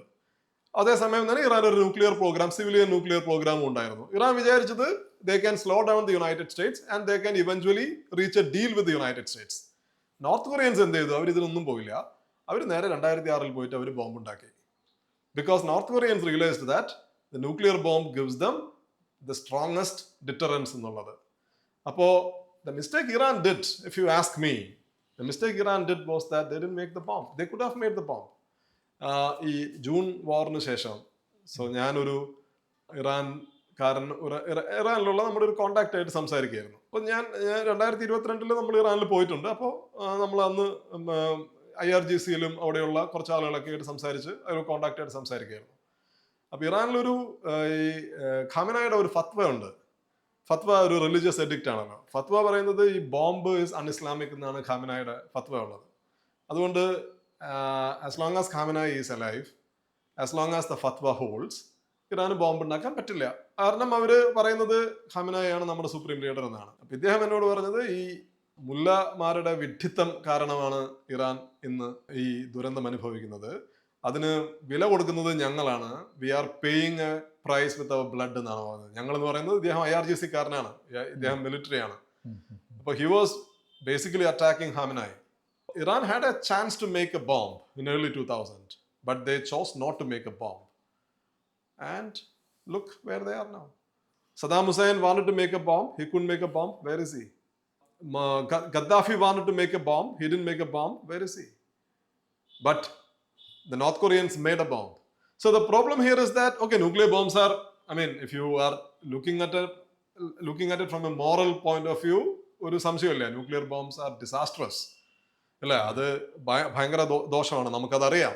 പക്ഷേ ഈ we are living in a perilous world, and if you are living in a perilous world, if you are not part of the rules based order, the best way to survive is to have a bomb. ഭാവനയുടെ അന്ത്യം എന്നൊക്കെ നമ്മൾ പറഞ്ഞിരുന്നത് യഥാർത്ഥത്തിൽ അതിജീവനത്തിന്റെ ഒരു മാർഗമായിട്ട് മാറുകയാണ്. അത് നിങ്ങൾ എങ്ങനെ നോക്കുന്നു എന്നുള്ളതാണ്. നിങ്ങളൊരു മോറലിസ്റ്റിക് പോയിന്റ് ഓഫ് വ്യൂയിലൂടെയാണ് നോക്കുന്നതെങ്കിൽ ഇത്, അതായത് അരുന്ധതി റോയ് ആണെങ്കിൽ ഇത് ഭാവനയുടെ അന്ത്യമാണ്. പക്ഷെ നിങ്ങളൊരു റിയലിസ്റ്റിക് പോയിന്റ് ഓഫ് വ്യൂയിലൂടെയാണ് നോക്കുന്നതെങ്കിൽ അത് അതിജീവിക്കാനുള്ള ഒരു കച്ചിത്തുരുമ്പാണ്. I am a realist. ഇനി വരുന്ന കാലത്തെക്കുറിച്ച് പ്രതീക്ഷിക്കാൻ എന്താണുള്ളത്? അതായത് ലോകം കുറച്ചുകൂടെ ഒരു ഒരു ബാലൻസ് ഓഫ് പവർ ഉള്ള ഒരു ലോകക്രമം ഉണ്ടാവട്ടെ, കുറച്ചുകൂടി പവർ ഇവൻലി ഡിസ്ട്രിബ്യൂട്ടഡ് ആയിട്ടുള്ള ഒരു മൾട്ടിലാറ്ററൽ ഗ്ലോബൽ ഓർഡർ ഉണ്ടാവട്ടെ. അങ്ങനെ ആവുമ്പോൾ ഈ ഒരു സൂപ്പർ പവേഴ്സിന്റെ നമ്മൾ പറയുക റോഗായിട്ട് അവർക്ക് ബിഹേവ് ചെയ്യാൻ പറ്റാത്ത രീതിയിലുള്ള കുറെ കൂടി ഇവൻലി പവർ ഡിസ്ട്രിബ്യൂട്ടഡ് ആയിട്ടുള്ള കുറെ കൂടി മിഡിൽ പവേഴ്സ് ഒക്കെയുള്ള ഒരു ലോകക്രമം ഉണ്ടാവട്ടെ എന്ന് നമുക്ക് ആശിക്കാൻ പറ്റുള്ളൂ. അതേസമയം തന്നെ 2ാം ലോക മഹായുദ്ധത്തിന് ശേഷം ഉണ്ടായിട്ടുള്ള പല തെറ്റുകളുണ്ട് ലോകത്തിൽ. അത് തിരുത്തണം. ഒന്ന്, പാലസ്തീൻ രാഷ്ട്രം ഉണ്ടാവണം. കാരണം അതൊരു ഉണങ്ങാത്ത മുറിവാണ്. സെക്കൻഡ് വേൾഡ് വാറിന്റെ കാലം മുതലുള്ള ഉണങ്ങാത്ത മുറിവാണ്. And the creation of a Palestinian state would also lead to some kind of stability in this region, West Asia. അതുപോലെ വെസ്റ്റ് ഏഷ്യയിലും ബാലൻസ് ഓഫ് പവറിൽ മാറ്റം വരണം. കാരണം ഇന്നിപ്പോൾ ഇസ്രായേൽ ഒരു വളരെ ബെലിക്കോസ് ആയിട്ടുള്ള ഒരു മിലിറ്ററൈസ്ഡ് ആയിട്ടുള്ള രാജ്യമായിട്ടാണ് ഇസ്രായേൽ പെരുമാറുന്നത്. അത് പാടില്ല. അത് വെസ്റ്റ് ഏഷ്യയിലെ സമാധാനത്തിന് ഒരു വൻ ഭീഷണിയാണ്. അപ്പോൾ വെസ്റ്റ് ഏഷ്യയിലെ ബാലൻസ് ഓഫ് പവറിലും ഒരു മാറ്റം വരാനുണ്ട് ബേസിക്കലി. അപ്പോൾ അങ്ങനെ നമുക്ക് അങ്ങനെ ഒരു പുതിയ ലോകക്രമം ഉണ്ടാവട്ടെ എന്നുള്ളതാണ് ആശിക്കാൻ പറ്റുള്ളൂ. പക്ഷെ ഇത് നടക്കുമെന്നല്ല ഞാൻ പറയുന്നത്. നമ്മളിതിനെ റിയലിസ്റ്റിക്കലി നോക്കിക്കഴിഞ്ഞു കഴിഞ്ഞാൽ നമുക്ക് യൂണിപോളാരിറ്റി കഴിഞ്ഞു, ആ ഒരു മൊമെന്റ് കഴിഞ്ഞു. നമ്മളിപ്പോ ഒരു ഫ്ലക്സിലാണ്. ലോകം ഒരു ഇന്ററാക്നം, അതെ, ഒരു ഇന്ററാക്നം ആ ഒരു പീരിയഡിലാണ്. ഒരു യൂണിപോളാരിറ്റി കഴിഞ്ഞു. നമുക്ക് മറ്റ് 2 ഗ്രേറ്റ് പവേഴ്സ് ഉണ്ട്, പക്ഷെ അവർക്ക് അവരുടേതായിട്ടുള്ള ലിമിറ്റേഷൻസ് ഉണ്ട്. ഇപ്പോൾ Russia is pre occupied in Ukraine. China അറിയാലോ, ചൈന അവരുടെ ഒരു സെൽഫ് ഇൻട്രസ്റ്റിന് അപ്പുറത്തേക്ക്, ചൈന സോവിയറ്റ് യൂണിയൻ അല്ല. ചൈനയ്ക്ക് ഒരു ഇന്റർനാഷണൽ കമ്മിറ്റ്മെന്റ് ഉണ്ടെന്ന് ഞാൻ കരുതുന്നില്ല. ചൈനയ്ക്ക് ഒരു ഇന്റർനാഷണലിസം ഇല്ല. ചൈന വളരെ സെൽഫ് ഒബ്സസ്ഡ് ആയിട്ടുള്ള സെൽഫ് ഒക്യുപ്പൈഡ് ആയിട്ടുള്ള ഒരു രാജ്യമാണ്. കമ്മ്യൂണിസ്റ്റ് പാർട്ടിയാണ് ഭരിക്കുന്നത്, അത് ശരിയാണ്, സമ്മതിച്ചു. പക്ഷെ ചൈനയുടെ ബിഹേവിയർ ഡിഫറെന്റ് ആണ്. ചൈന സോവിയറ്റ് യൂണിയൻ അല്ല. അപ്പോ എന്താണ്, അപ്പൊ നമ്മൾ അങ്ങനെ ഒരു കാലഘട്ടത്തിലാണ് ഇപ്പൊ ഇസ്രായേലുമായിട്ട് 2 വർഷത്തെ ഗാസ യുദ്ധത്തിന്റെ സമയത്ത് ഇസ്രായേലുമായിട്ടുള്ള സമ്പൂർണ്ണമായിട്ടുള്ള കൊമേഴ്സ്യൽ റിലേഷൻഷിപ്പ് ചൈനയ്ക്ക് ഉണ്ടായിരുന്നു. ചൈന സ്റ്റേറ്റ്മെന്റ്സ് ഇറക്കുന്നു എന്നതിനപ്പുറത്തേക്ക് യാതൊരു രീതിയിലുള്ള നടപടിയും ഇസ്രായേലിനെതിരെ എടുക്കാൻ തയ്യാറാവാത്തൊരു രാജ്യമായിരുന്നു ചൈന, അല്ലെ? അപ്പോ ഞാൻ പറയുന്നത് ഇപ്പോഴത്തെ ഒരു ഘട്ടം എന്ന് പറയുന്നത് ഒരു ദുർഘടം പിടിച്ച ഒരു ഘട്ടമാണ്. China is still remaining preoccupied with itself. Russia is stuck in Ukraine and the United States is behaving like a rogue superpower. This is a very dangerous phase.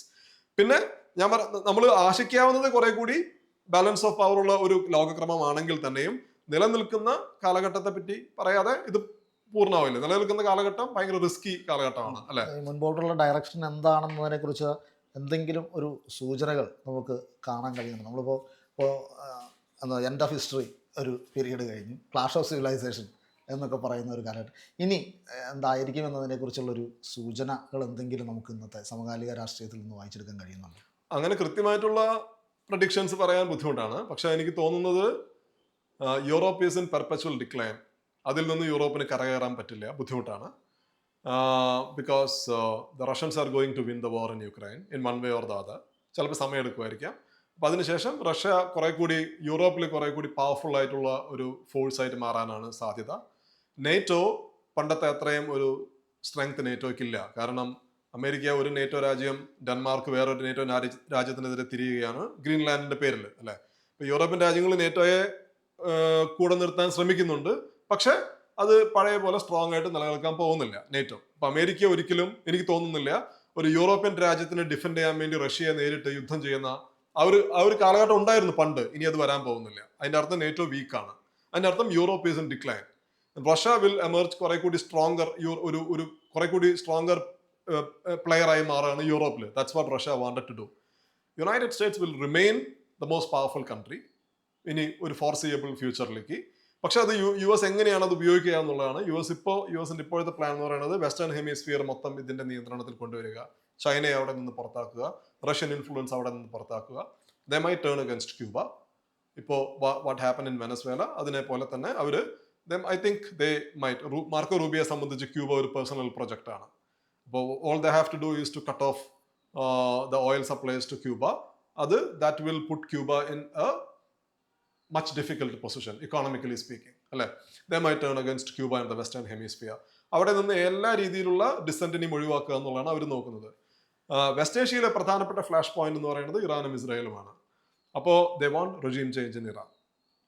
അപ്പോൾ അതിൽ യാതൊരു സംശയമില്ല. അത് ദിസ് ടൈം ദേ ഫെയിൽഡ്. അതിൻ്റെ അർത്ഥം അവർ വീണ്ടും ശ്രമിക്കില്ല എന്നുള്ളതല്ല. West ഏഷ്യയിൽ ഇറാനെ പുറത്താക്കി അവിടെ ഇസ്രായേലിനെ കുറെ കൂടി സ്ട്രോങ് ആക്കി അറബ് രാജ്യങ്ങളുടെ വരുതിയിൽ നിർത്തുക എന്നുള്ളതാണ് അമേരിക്കയും ഇസ്രായേലും വെസ്റ്റ് ഏഷ്യയിൽ ചെയ്യുന്നത്. നേരെ തിരിച്ച് China wants to control basically its immediate neighbourhood. And I think China wants to take over Taiwan. They might try to take over Taiwan in the coming years in one way or the other. അപ്പോൾ ഇതൊക്കെയാണ് നമ്മുടെ major flash points ലോകത്തിൽ.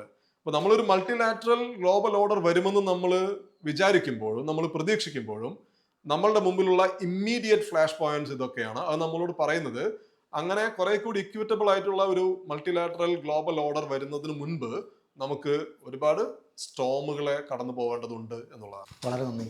Thank you. ഇത്ര നേരം ഇത്ര വിശദമായി ഞാൻ വിചാരിച്ചിരുന്നതിനേക്കാൾ കൂടുതൽ കാര്യങ്ങൾ സംസാരിക്കാനും കൂടുതൽ ചോദ്യങ്ങൾ എന്നെ കൊണ്ട് ചോദിപ്പിക്കാനും ഡോക്ടർ സ്റ്റാൻലി ജോണിയുടെ സംസാരത്തിലെ ആഴം കൊണ്ട് അദ്ദേഹത്തിന് കഴിഞ്ഞു. ഇനിയും ഇത്തരം വിഷയങ്ങളിൽ അദ്ദേഹവുമായിട്ട് സംസാരിക്കാം എന്ന് തന്നെ ഞാൻ കരുതുന്നു. നന്ദി സ്റ്റാൻലി. താങ്ക്സ് വിജേഷ്.